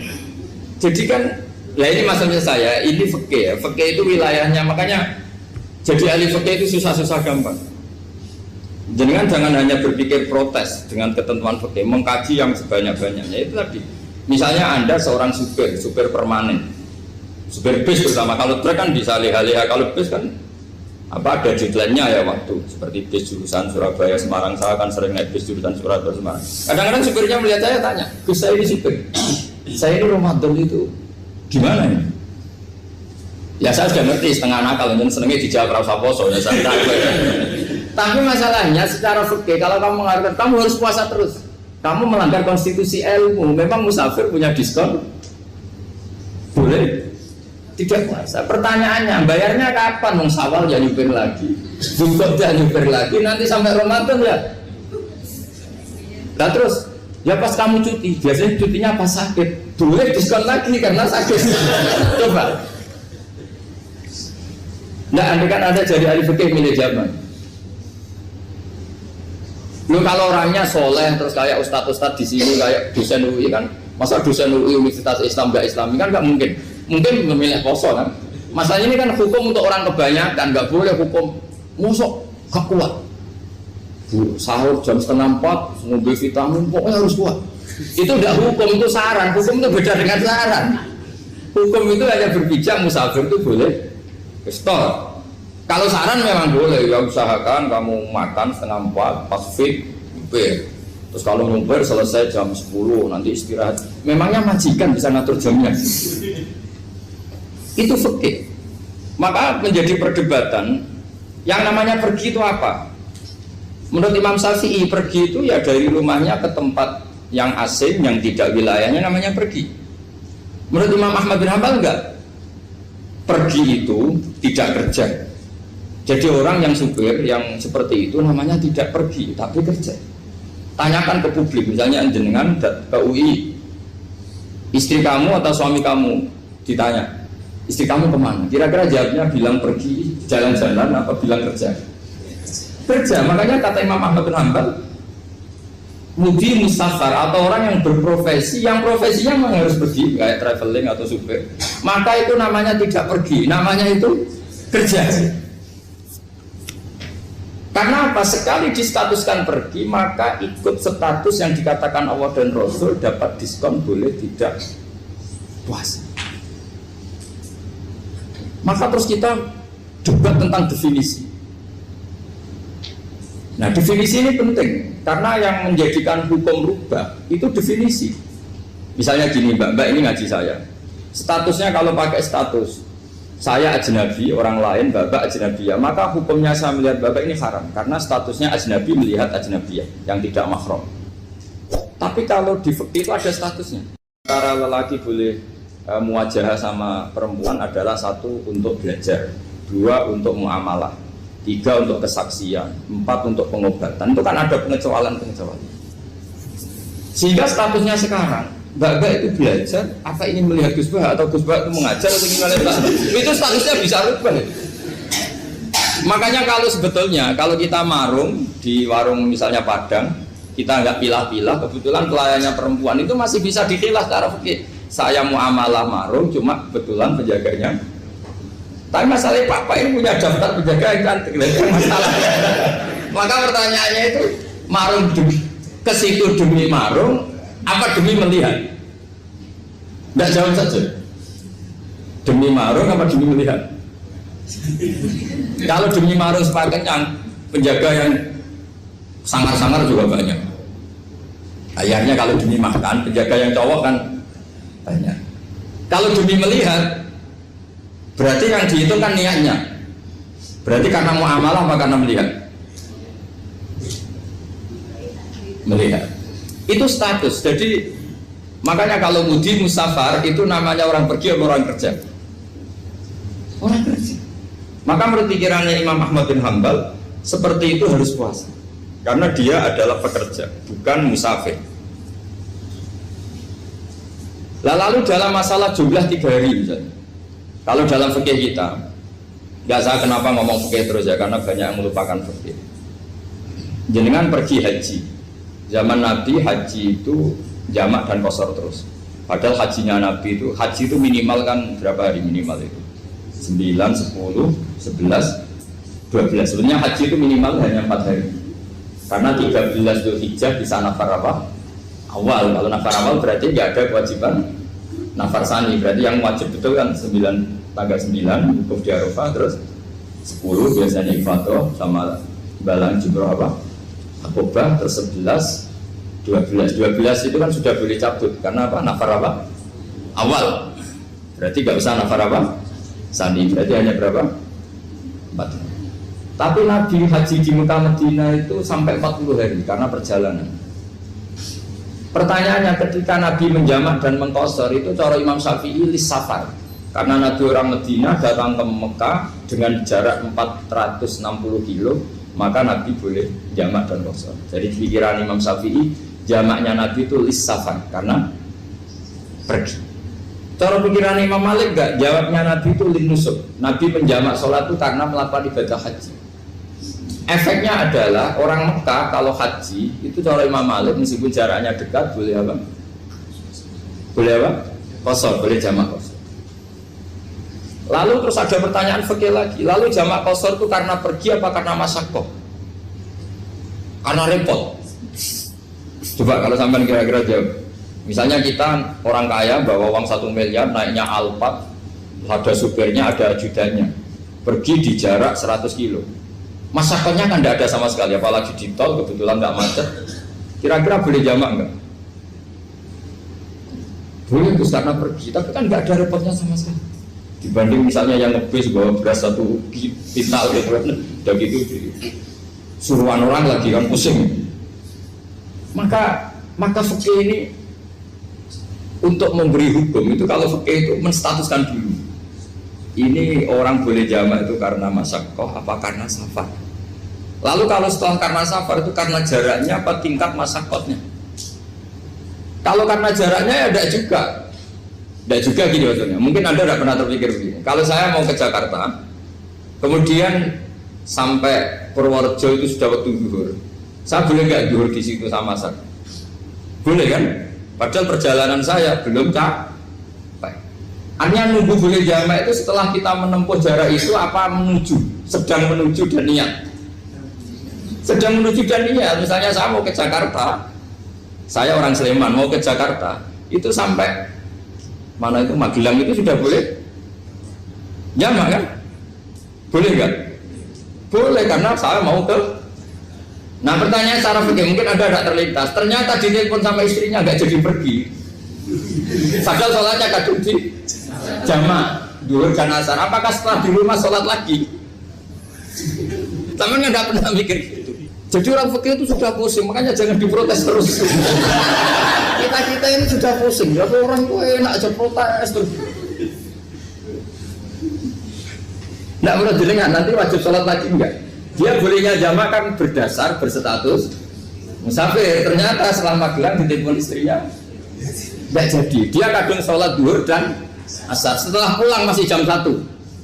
Terus ada asar, wah sholat. Kalau Anda sholat lagi apa enggak? Jangan saran. Kalau saran, wah sebaiknya sholat lagi. Itu tidak hukum, itu saran itu namanya. Saran dengan hukum beda. Sholat lagi beda. Ketika ada jabah itu berdasar malas atau berdasar hukum? Apa? Nah kalau Anda sholat lagi, pertanyaannya gini, Allah itu tidak punya tradisi mewajibkan 2 kali. Pertanyaan fikihnya mesti gitu. Dan saat Anda di Magelang menjamak itu melakukan sesuatu yang disahkan oleh agama. Berarti pas Anda jamak duhur asar, sesuatu pas melakukan itu kan berstatus sah dan boleh. Meskipun setelah itu ada masalah, istri kamu nelpon terus pulang. Tapi pas itu kan sudah dinyatakan oleh malaikat sah, Anda sudah duhur dan asar. Kalau melihat itu tidak wajib mengulang. Tapi bisa saja malaikat ada yang usil. Itu sah karena Anda berstatus musafir. Berhubung status Anda hilang, maka poin Anda sudah sholat juga hilang. Kamu milih fikih yang mana? Jadi peneliti fikih itu beda dengan orang-orang yang dengarin protes. Beda karena nekuni itu beda karena ada konsekuensinya. Makanya fikih itu sampai saya punya kitab fikih itu dikarang satu orang itu jumlahnya 20 jilid, per jilid itu segini. Jadi satu meja ini dikarang satu orang. Itu mulai yang presisi, yang detail sampai yang khayal. Yang khayal juga ada. Yang khayal itu tadi beliau banyak menghayalkan diri. Suatu saat Anda datang ke Mekah itu hanya butuh waktu 20 menit. Zaman itu belum ada pesawat. Lalu boleh gak jamak, boleh gak nakal. Nakal itu begini. Sama orang kaya punya jet pribadi, misalnya Anda Ronaldo masuk Islam, orang kaya. Itu bisa gak puasa. Karena begini. Misalnya dia orang, contohnya orang Arab ya. Orang Arab, jangan orang.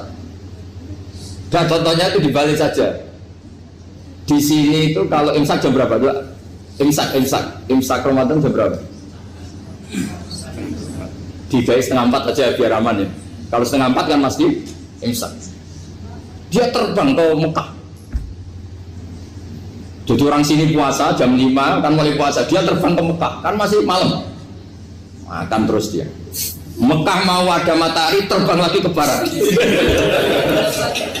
Karena dia menghindari berstatus puasa. Atau sebaliknya dia orang Mekah jam 12 puasa, 12 siang puasa.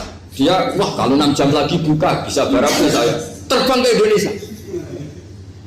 Ke Indonesia terbang baru 1 jam di sini sudah buka. Itu khayal. Jadi itu ada khayalnya.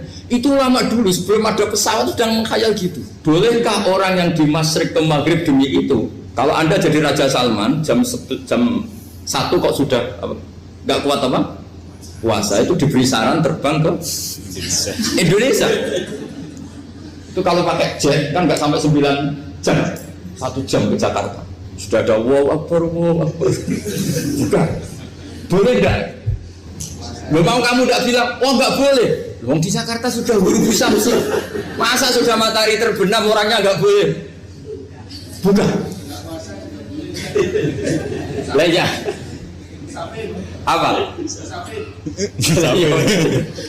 Kalau resikonya gini, sampean mungkin nggak mikir, resikonya gini, kalau dia berstatus musafir, bolehnya buka karena musafir, pertanyaannya dia wajib bayar. Kan musafir bolehnya kodok nanti harus bayar, tapi kalau dia buka normal kan bayar, beda, efek pakainya beda. Sampean jangan protes, Gus Baik gimana mau ngaji mana tidak sedang fikir. Ini kan ngajinya para dosen, para pegawai, jadi harusnya itu jadi mufti, ngaji untuk jadi mufti, bukan ngaji untuk mendengarkan. Jadi makanya saya mohon jangan sering protes sama ulama, ulama itu sudah pusing. Karena efek-efek hukum itu tidak gampang. Kayak tadi misalnya, kalau dia boleh buka atas nama musafir, resikonya wajib bayar. Masalahnya Raja Salman ini mau enggak? Dia inginnya. Maka pertanyaannya itu kitab yang milik saya tadi yang 20 jilid tadi. Ulama itu mulai dulu sudah membayangkan bagaimana kalau suatu saat ada satu kendaraan. Kenapa ulama bisa membayangkan itu? Karena ada buruk. Meskipun mereka nggak numpak buruk hanya Rasulullah, tapi kan bisa membayangkan ada toyul waktu. Waktu itu bisa dilipat. Karena ulama dulu ahli astronomi, jadi bumi itu bulatnya gini, muternya gini. Berarti suatu saat ada satu ilmu di mana orang ambil satu posisi terus melewati toyul waktu, ngalami lintasan waktu. Mulai dulu itu sudah dibicarakan. Pertanyaannya lalu status orang ini kayak apa? Misalnya tadi orang Mekah ingin cepat buka terbang ke Indonesia. Orang Indonesia menghindari imsak, misalnya 3:30, dia belum sahur. Wah kalau saya di Indonesia ini sifatnya sahur. Wah saya tak terbang ke Mekah. Enak kan terbang di Mekah ternyata masih jam 8. Wah bisa makan sepuasnya jam 8 malam, maksudnya jam 20. Kan enak dia. Bar wareg balik ke Indonesia terus jam 1 siang. Jam 1 siang kalau ini cepat buka terbang ke timur. Langsung buka. Berarti dia kira-kira masa aja 3 jam. Tapi terus ya mungkin kalau sampean tahu kok suruh repot-repot ngono tinggal turu delok sinetron kok buka dhewe. Itu tidak hukum, saran itu namanya apa? Kalau hukum tetap tadi yang dikatakan puasa adalah imsak, mulai jam imsak sampai ghurubus. Lalu pertanyaannya lagi, ghurubus samsi sampai imsak itu konversi jam apa nyata-nyata ghurubus samsi? Kalau yang diliwati khatul istiwa itu nyata, fi'lan, kalau dalam bahasa Arab fi'lan awaqi'iyah. Tapi kalau Anda orang kutub, saya sering kirim-kiriman surat sama mufti-mufti yang ada di Timur Tengah, di Eropa, konsultasi maksudnya. Orang kutub itu kan tidak ada matahari, tidak ada apa-apa. Jika kalau Anda baca kitab di kutub, mesti Gus Bak ajaran pembohong. Misalnya orang kutub ngaji saya, kamu harus subuh sebelum matahari terbit. Sekali matahari terbit, waktunya hilang. Duhur setelah matahari agak ke barat. Asar kalau matahari terbenam, hilang waktunya. Terus mereka mesti bilang, mataharinya di mana? Maka pertanyaannya, boleh gak mengkonversi waktu untuk orang kutub? Jadi misalnya pola umum subuh jam 4:30. Berarti antara subuh dan qadha itu 1,5 jam. Subuh sama zuhur polanya berapa berarti? Kalau 4:30 sampai jam 12 itu 6 sama 7,5. Berarti ya kira-kira habis subuh nunggu 7,5 jam baru zuhur, nunggu 3 jam baru asar, nunggu 3 jam baru maghrib. Berarti waktu puasa kira-kira antara jam 4 sampai jam 6. Berarti berapa jam itu? 12 sama 2 14 jam. Oke, berarti orang kutub harus puasa 14 jam. Tidak bergantung waktu mata. Tapi ada lagi pertanyaan lucunya gini, lalu 14 jam Gus itu dimulai dari mana? Apa asal 14 jam? Apa harus ada konsensus setarnya? Masih ada PR lagi. Menurut kamu gimana? Ada konsensus setarnya dimulai jam 4 dini hari. Apa asal jumlahnya? Imsak 14 jam. Mungkin lagi kan? Itu di Denmark itu ada satu musim di mana siang terus sampai sekian bulan. Siang terus sampai orang sana itu capek. Kenapa ada siang terus? Logikanya kan tadi bumi itu bulat-bulat. Saya juga belajar falak astronomi. Kalau tepaan kamu di sisi yang barat agak utara atau agak selatan, matahari ini ngentrong terus. Sehingga bumi mulak malik ya kamu kesentron terus karena kita ini kan tepaan di katulis istiwa, di khotul istiwa. Sebenarnya katulis istiwa itu bahasa Arab dari kata khotul istiwa. Khotul itu garis, istiwa itu tengah. Islam itu oleh Allah memang dipilih di tempat paling top yaitu Mekah. Mekah Ka'bah itu suratul ardi. Jadi sebelum ditemukan ilmu astronomi itu Nabi sudah ngendikan Al-Ka'bah suratul ardi. Ka'bah itu pusarnya bumi. Sehingga di Ka'bah itu satu-satunya area yang terbebas dari medan magnetis. Karena dari utara dan selatan benar-benar di tengah. Maka potensi jam paling akurat di dunia itu hanya jam yang di Mekah itu. Karena apapun akuratnya teknologi di Amerika atau Jerman, karena jam itu dari logam tetap ketarik medan magnetis, entah berapa 00, tetap kena. Misalnya jam di Jerman lebih dekat mana kalau Jerman? Mesti ketarik medan magnetis, entah berapa kadarnya. Karena materi jam dari logam. Sementara di Mekah karena di tengah itu terbebas dari medan magnetis. Nah, sehingga yang segaris dengan Mekah kayak Indonesia itu semuanya khotul istiwa. Nah kalau khotul istiwa normal itu artinya ya 12 siang secara umum ya 12. Sehingga ulama Indonesia kalau ngaji itu lebih gampang, lebih tidak dianggap bohong. Karena ya ada terbitnya matahari, ada zawalus syamsi, ada hurubus syamsi. Coba kalau kitab itu Anda baca di kutub utara sama kutub selatan, murid kamu bingung semua. Ini gimana Ustadz, tidak ada matahari kok semuanya diukur pakai matahari. Lalu pertanyaannya dikonversi kan? Pertanyaannya kalau dikonversi pakai apa? Asal 14 jam, apa harus sepakat dimulai jam berapa? Milih mana? Milih sepakat. Pertanyaannya kalau sepakat, ukurannya siapa yang jadi ahlul halli wal aqdi?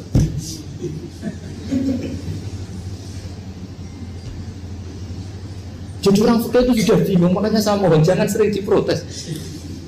Saya pernah ketemu ulama, saya kan sering ikut komunitas di New York, itu andaikan dibur, itu pas persis Ka'bah.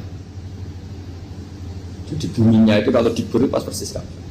Lalu pertanyaannya, ada kiblat tidak di sana? Ya bumi kan gini ya. Kalau dalam bahasa falak itu ada rubuk namanya. Rubuk itu bumi yang sewaktu itu hanya yang seperempat. Ya bumi yang sewaktu itu hanya seperempat. Jadi kita sekarang siang, berarti yang baru siang hanya seperempat bumi. Nanti yang malam ya hanya seperempat bumi. Ya misalnya sekarang kita di sini siang, di Arab Saudi kan belum, ini masih 5:30. Ini sekarang di Arab Saudi baru setengah. Lah itu ada daerah di mana dengan Ka'bah itu pas atas sama bawah. Harusnya kan bebas arah. Apa? Bebas arah. Lalu orang sana sholatnya itu menghadap kemana? Pernah ulama New York itu minta fatwa ke Rabidatul Alam Al-Islami. Lalu kita harus menghadap kemana? Makanya dalam dunia anekdot ulama itu ada anekdot Abu Nawas itu orang yang nggak pernah kalah debat. Dia itu terkenal nggak pernah kalah debat. Tapi dia ada ilmuwan. Dia punya tetangga ilmuwan, punya pengaruh besar. Semua orang ngaji ke ilmuwan itu. Mantelnya bukan main, karena dia ahli falak, ahli astronomi. Mau nandingi dia tidak bisa, gak nandingi itu reputasinya jatuh. Orang itu berteori kalau bumi itu bulat-bulat. Kalau kamu jalan ke sini, maka akan ke titik yang suatu saat si profesor ini kemalingan, terus minta tolong Abu Nawas rumah saya kemalingan. Terus lari kemana malingnya? Ke timur. Setelah ke timur, larinya ke timur. Abu Nawas lari ke barat. Lari ke barat. Terus ditanya, sudah tak bilangin malingnya lari ke timur, kok kamu lari ke barat? Nanti ketemu di titik yang sama. Sementara itu profesornya makel. Oh kamu nyindir. Artinya Abu Nawas gak terima. Teori Anda itu gak bisa. Secara keilmuan benar, tapi secara faktual gak boleh. Berarti kalau ada orang ngejar istrinya lari ke timur, dia harus tetap ke barat. Nanti ketemu di titik yang sama. Jadi malingnya tuh lari ke timur, Abu Nawas ngejar ke barat. Ketika ditanya profesornya, sudah bilangin malingnya tuh lari ke timur, kenapa ada ke barat? Kata Anda nanti ketemu di titik yang sama karena bumi bulat-bulat. Nah pertanyaannya gini, lalu kalau yang segaris itu ada arah enggak? Kayak New York tadi. Menurut kamu tetap berkiblat apa enggak usah? Loh kalau yang rubuk jelas. Mungkin kalau rukuk begini loh, misalnya begini, terus kamus di sini sama sini kan masih ada arah, tapi kalau sini sama sini masih bisa berbelat. Sama nggak usah protes, orang fikih sudah pusing, nggak usah diprotes, karena yang dipikir itu macam-macam.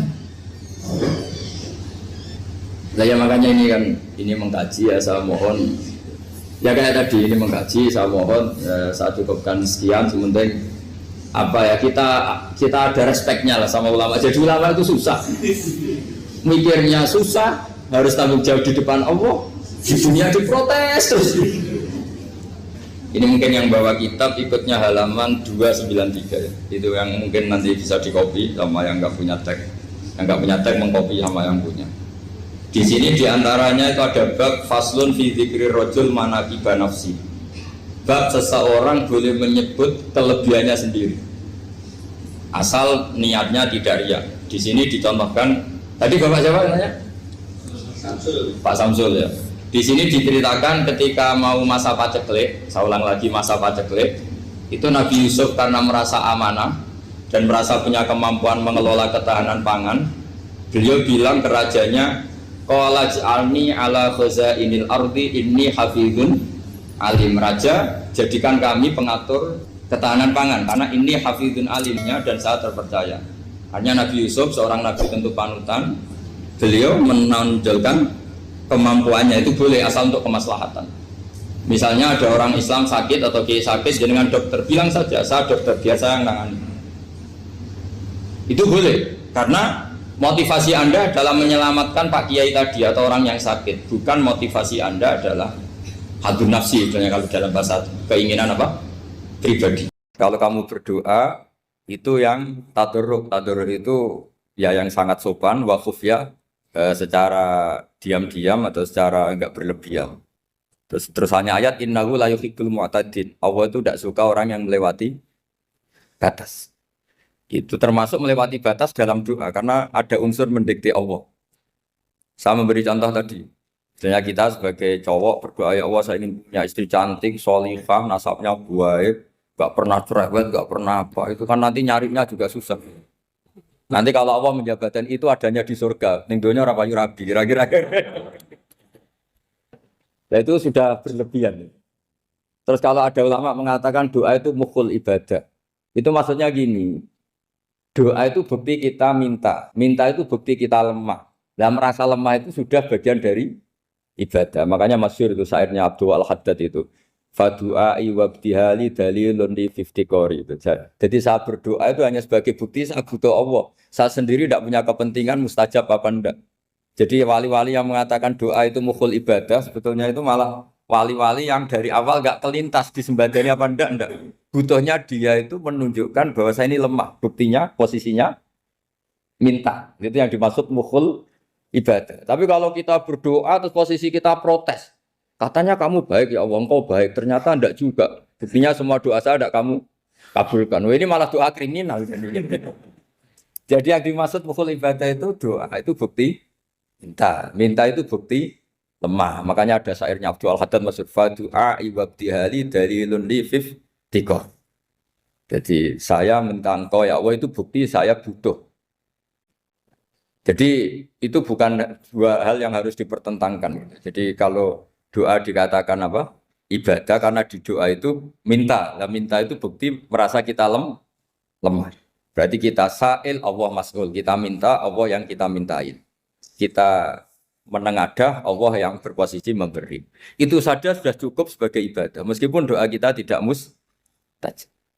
Karena memang tadi seperti itu. Kalau di ilmu-ilmu tasawuf itu apa ya? Doa itu memang benar-benar sudah mukhul ibadah karena tadi perasaan merasa butuh sama Allah itu. Nah, merasa butuh itu, nah kalau kita berdoa merasa butuh sama yang kita minta, itu dalam ilmu tasawuf sudah kriminal, berarti kamu lebih butuh makhluknya. Misalnya begini ya, saya ingin punya rumah bagus, terus setelah punya rumah kredit saya utangnya banyak. Sebetulnya saya itu tidak pernah ingat Allah, gara-gara utang banyak, kredit jatuh tempo, terus melibatkan Allah. Ya Allah saya ini utang banyak, ini terus tolong dibayar. Sebetulnya saya itu ingat utang, cuma Allah tak libatkan kan. Lah itu tidak akan jadi wali, yang jenis ini tidak akan jadi wali. saya ingin jadi dosen. Melibatkan siapa ya nanya? Melibatkan Allah terus malam-malam bangun melibatkan Allah. Itu artinya apa? Kamu itu lebih ingin yang kamu minta ketimbang ingin Allah. Kalau wali itu enggak gitu, kangen Allah. Terus tahu Allah itu zat pemberi, karena tahu Allah zat pemberi terus minta. Maka yang dikangen itu ya Allahnya dulu. Kalau kita kan enggak punya kasus dulu, punya keinginan banyak dulu. Baru ingat siapa yang di saya. Oh Allah. Allah kita libatkan. Ya untungnya Allah baik, mau ramal utang bukan mikir. Untungnya Allah enggak jawab itu. Jadi itu bedanya wali. Kalau wali itu kangen Allah dulu, baru minta. Kalau kita enggak, banyak masalah dulu, baru melibatkan Allah. Nah yang jenis ini tuh bahaya. Kalau enggak disembadani mesti ngomel ya. Gusti katanya kalau yang minta kamu kabulkan, ternyata ini enggak.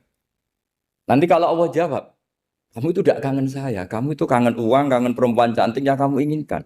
Terus kamu melibatkan saya. Urusannya apa saya dengan itu, Pak? Makanya tidak usah nuntut karena awalnya sudah saya. Ya saya kira itu ya. Jadi ada ayat apa? Ud'u rabbakum tadarru'aw wa khufyah. Terusannya apa? Innahu la yuhibbul mu'tadin. Itu di semua tafsir dikatakan Allah enggak suka orang yang berlebihan dalam doa. Berlebihan tadi, misalnya minta sesuatu yang terlalu besar, atau permintaan kemarin saja lanu addi syukroh, kita tidak bisa memenuhi mensyukuri, sudah minta lagi. Misalnya seorang jomblo, targetnya kan asal payu nikah. Tapi setelah nikah, bayangkan istrinya solihah, tidak cerewet, itu kan berlebihan. Hilang status jomblo saja, belum kamu syukuri, kok sudah minta macam-macam.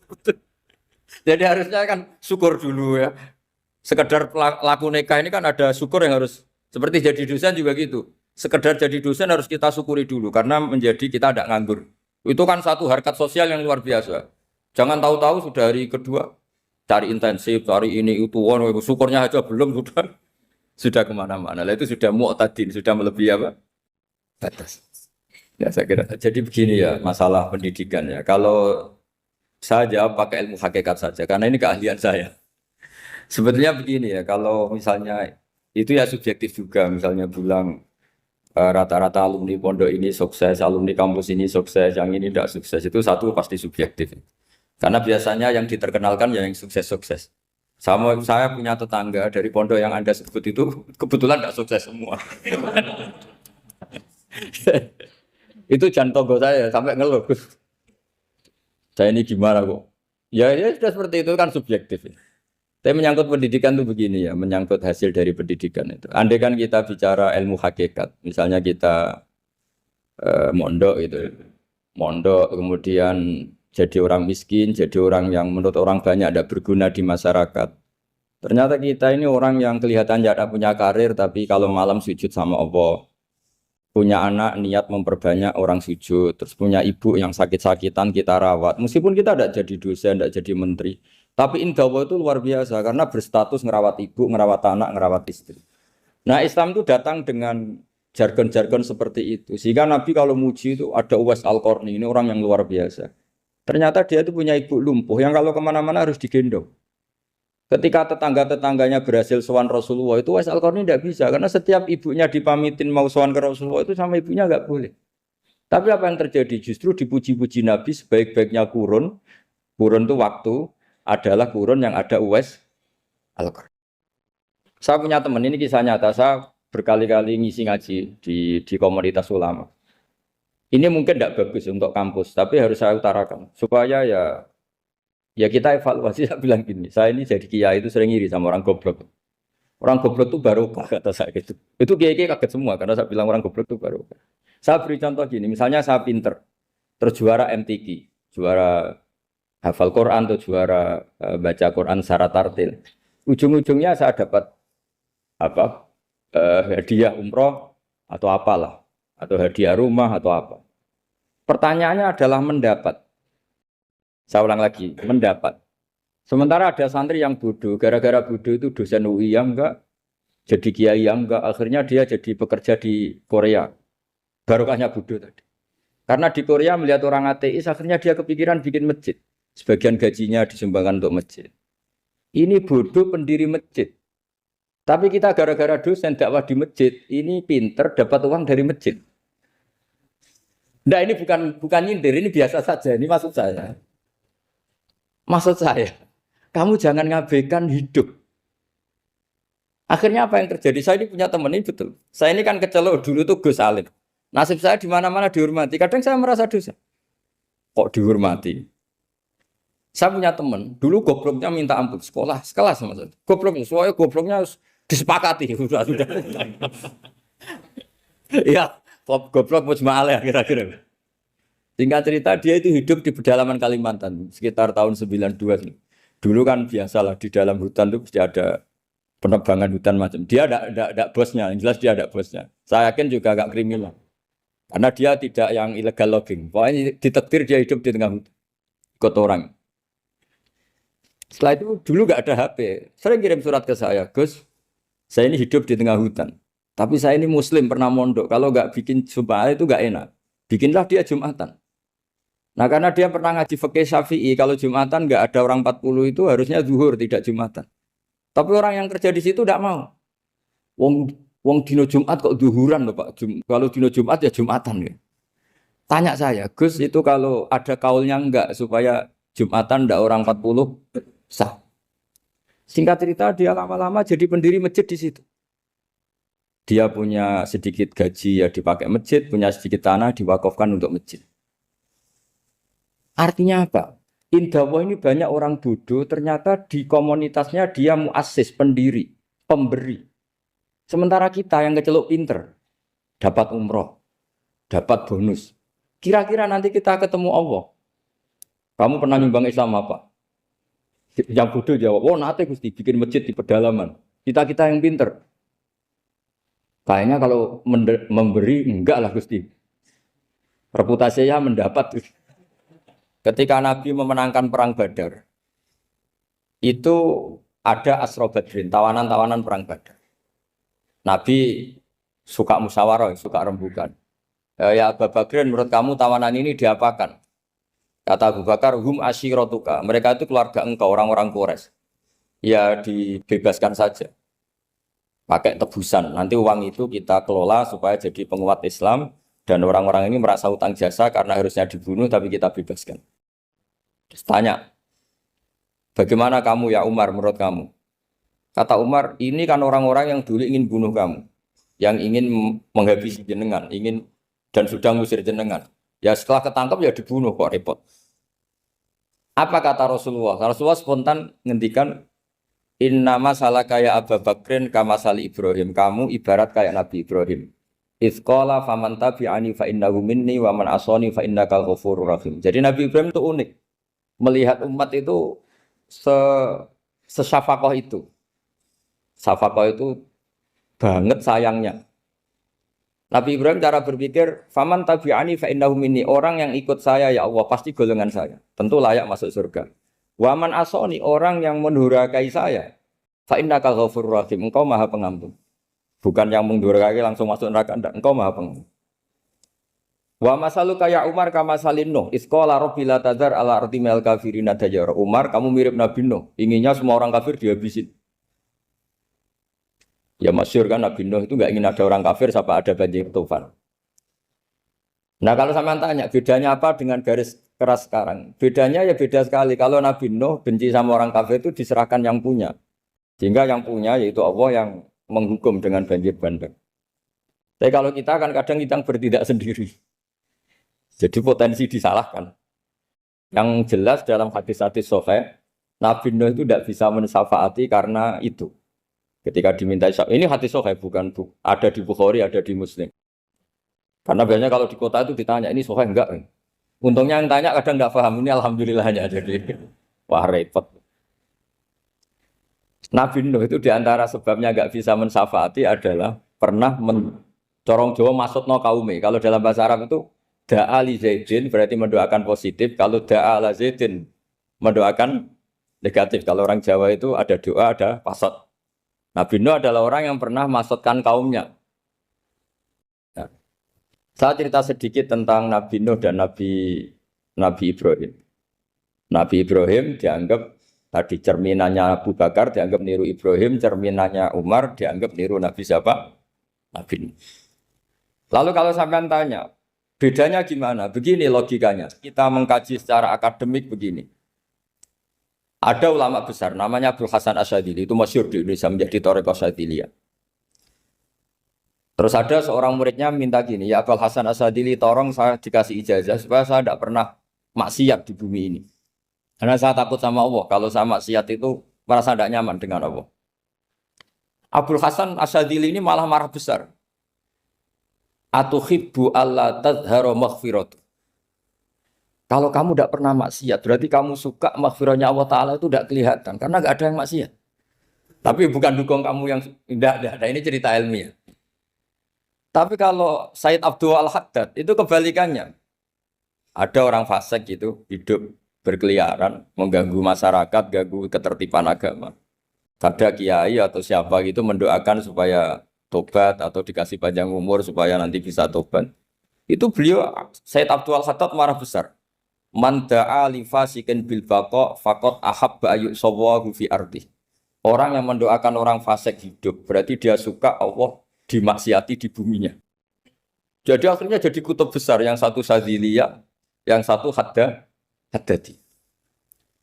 Kenapa ya? Karena tadi yang satu cerminan Nabi Isa, yang satu cerminan Nabi Yahya. Sebagaimana sabda Rasulullah tadi, ulama ummati ka anbiya'i bani Israil. Juga masyhur dalam aplikasi pengajaran juga gitu. Masyhur sekali dalam kitab-kitab diceritakan.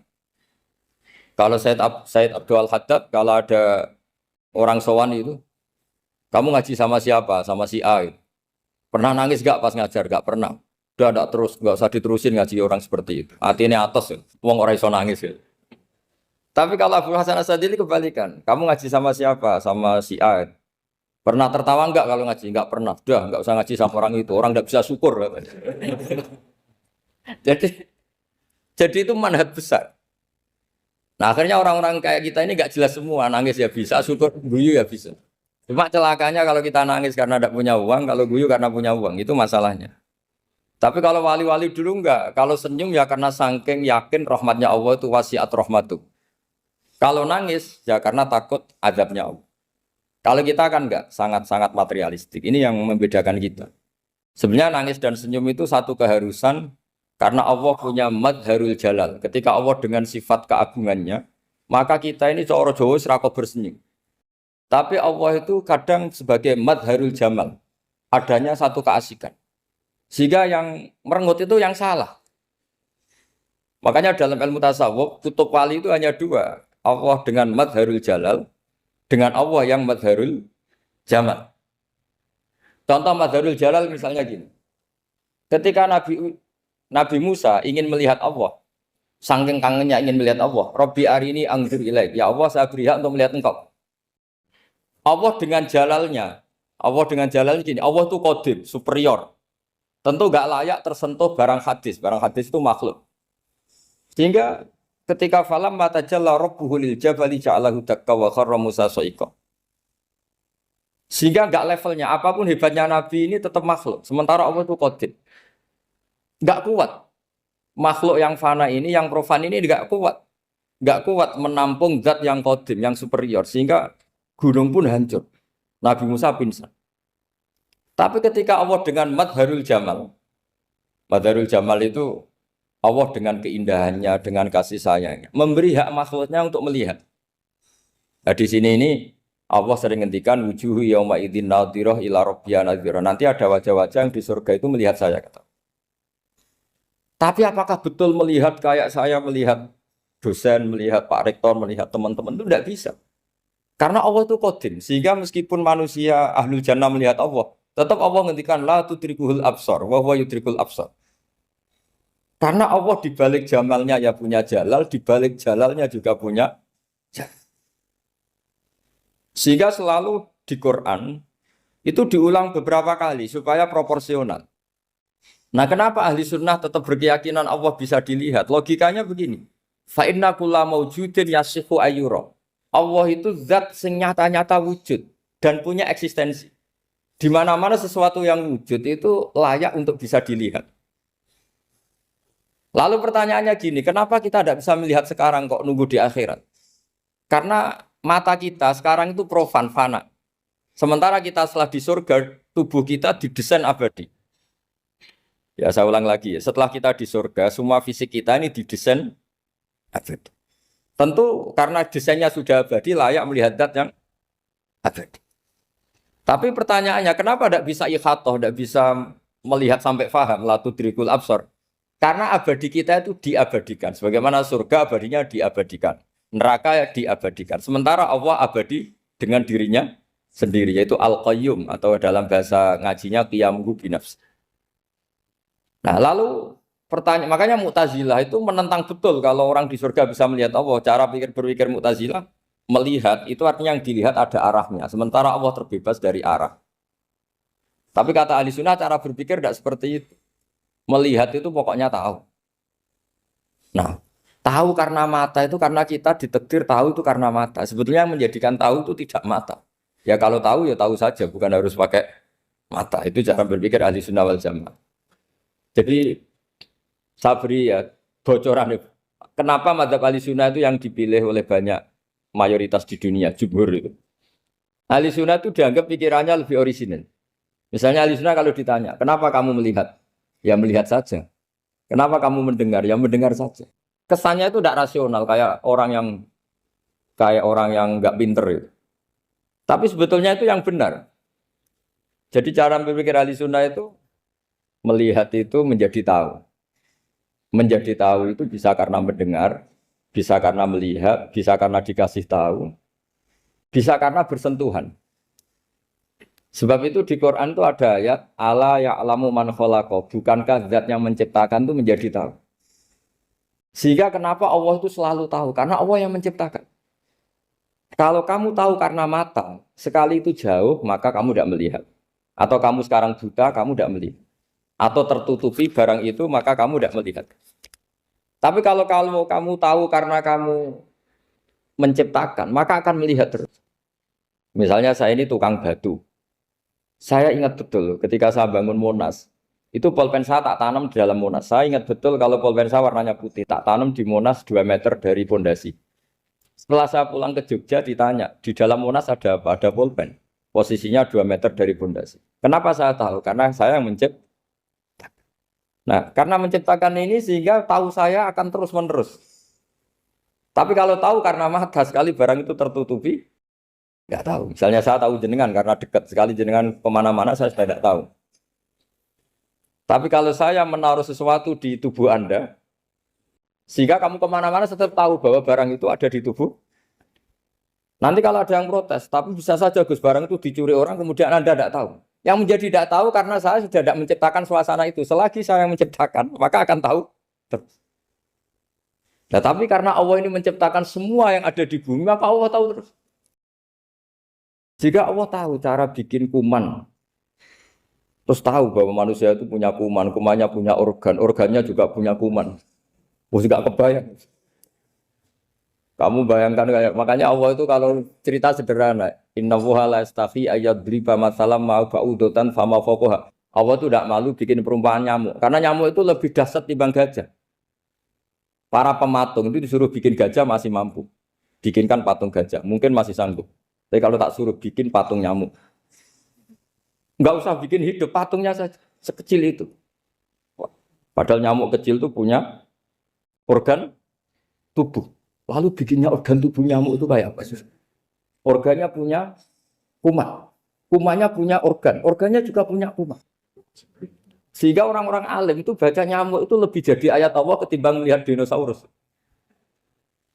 Tapi sekarang orang itu nggak tertarik ceritanya. Jadi beda perasaannya orang alim sama orang awam. Kalau orang awam tuh melihat mukjizat kan yang dasar-dasar kayak dinosaurus, gajah, wow gitu. Kalau orang alim nggak, malah melihat nyamuk. Kealiman seperti itu terjaga di umatnya Muhammad, di umatnya Rasulullah Muhammad SAW. Karena ketika umat ini nggak ditumbuhi para nabi, itu Allah menjamin Muhammad, ulama umatmu nanti punya kemampuan seperti nabi.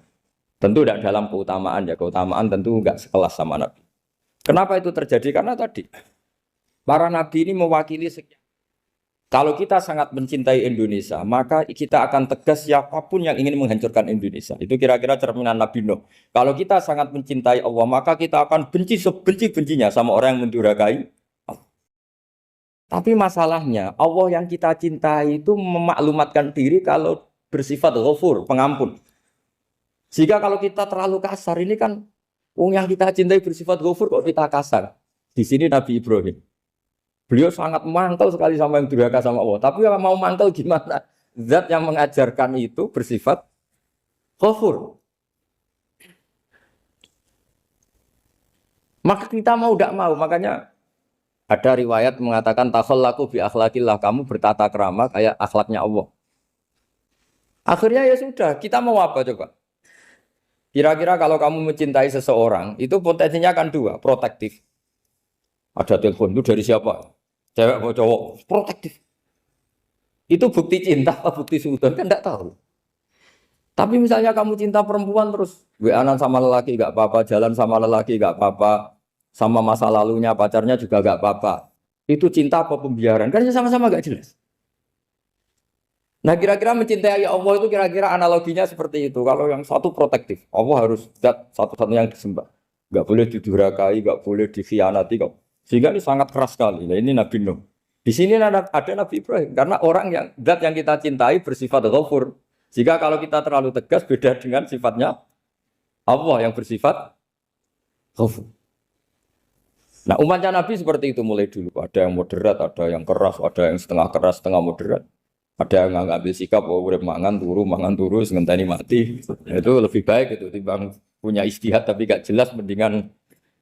Itu ada riwayatnya, suatu saat ibadah akhir umatku terbaik adalah tidur. Maksudnya tidur itu gak ngambil sikap, masyhur itu. Saya beri riwayat yang ada di Bukhari Muslim. Satakunu fitanun, al-qa'id fiya khairun al-qa'im, wal-qa'in fiya khairun al-masi, wal-masi fiya khairun nas-sa'i. Nanti di akhir zaman itu banyak fitnah. Kata Rasulullah, yang duduk lebih baik ketimbang yang berdiri. Yang berdiri lebih baik ketimbang yang jalan. Yang jalan biasa lebih baik ketimbang yang jalan bergegas. Man tasyarrafa laha tastasrifu. Fitnah itu adalah siapa yang terlibat maka akan semakin parah. Jika semenjak itu ulama berpikir nanti di akhir zaman kalau ada fitnah, itu sebaiknya orang ngambil sikap sepasif-pasifnya. Secuek-cueknya. Jadi semua syurahul hadis sepakat makna hadis ini apa? Orang disuruh sikap secuek-cuek. Misalnya pilihan presiden, contoh kecil pilihan presiden. Mungkin para intelektual nggak merasa, tapi kalau ulama itu cara berpikir beda. Pilihan presiden, kamu fanatik milih A, yang satu fanatik milih B. Ya presiden atau bupati atau gubernur. Terus yang Alhamdulillahirabbil alamin. Bersama channel Istiqomah Haji, sama-sama kita telah dengarkan nasihat agama dari guru kita Gus Baha. Semoga bermanfaat, semoga menjadi kebaikan-kebaikan untuk kita semuanya, ya kan? Berkah barokah untuk kita semuanya dan menjadi asbab hidayah untuk semuanya. Oke, terima kasih. Sekian, assalamualaikum warahmatullahi wabarakatuh.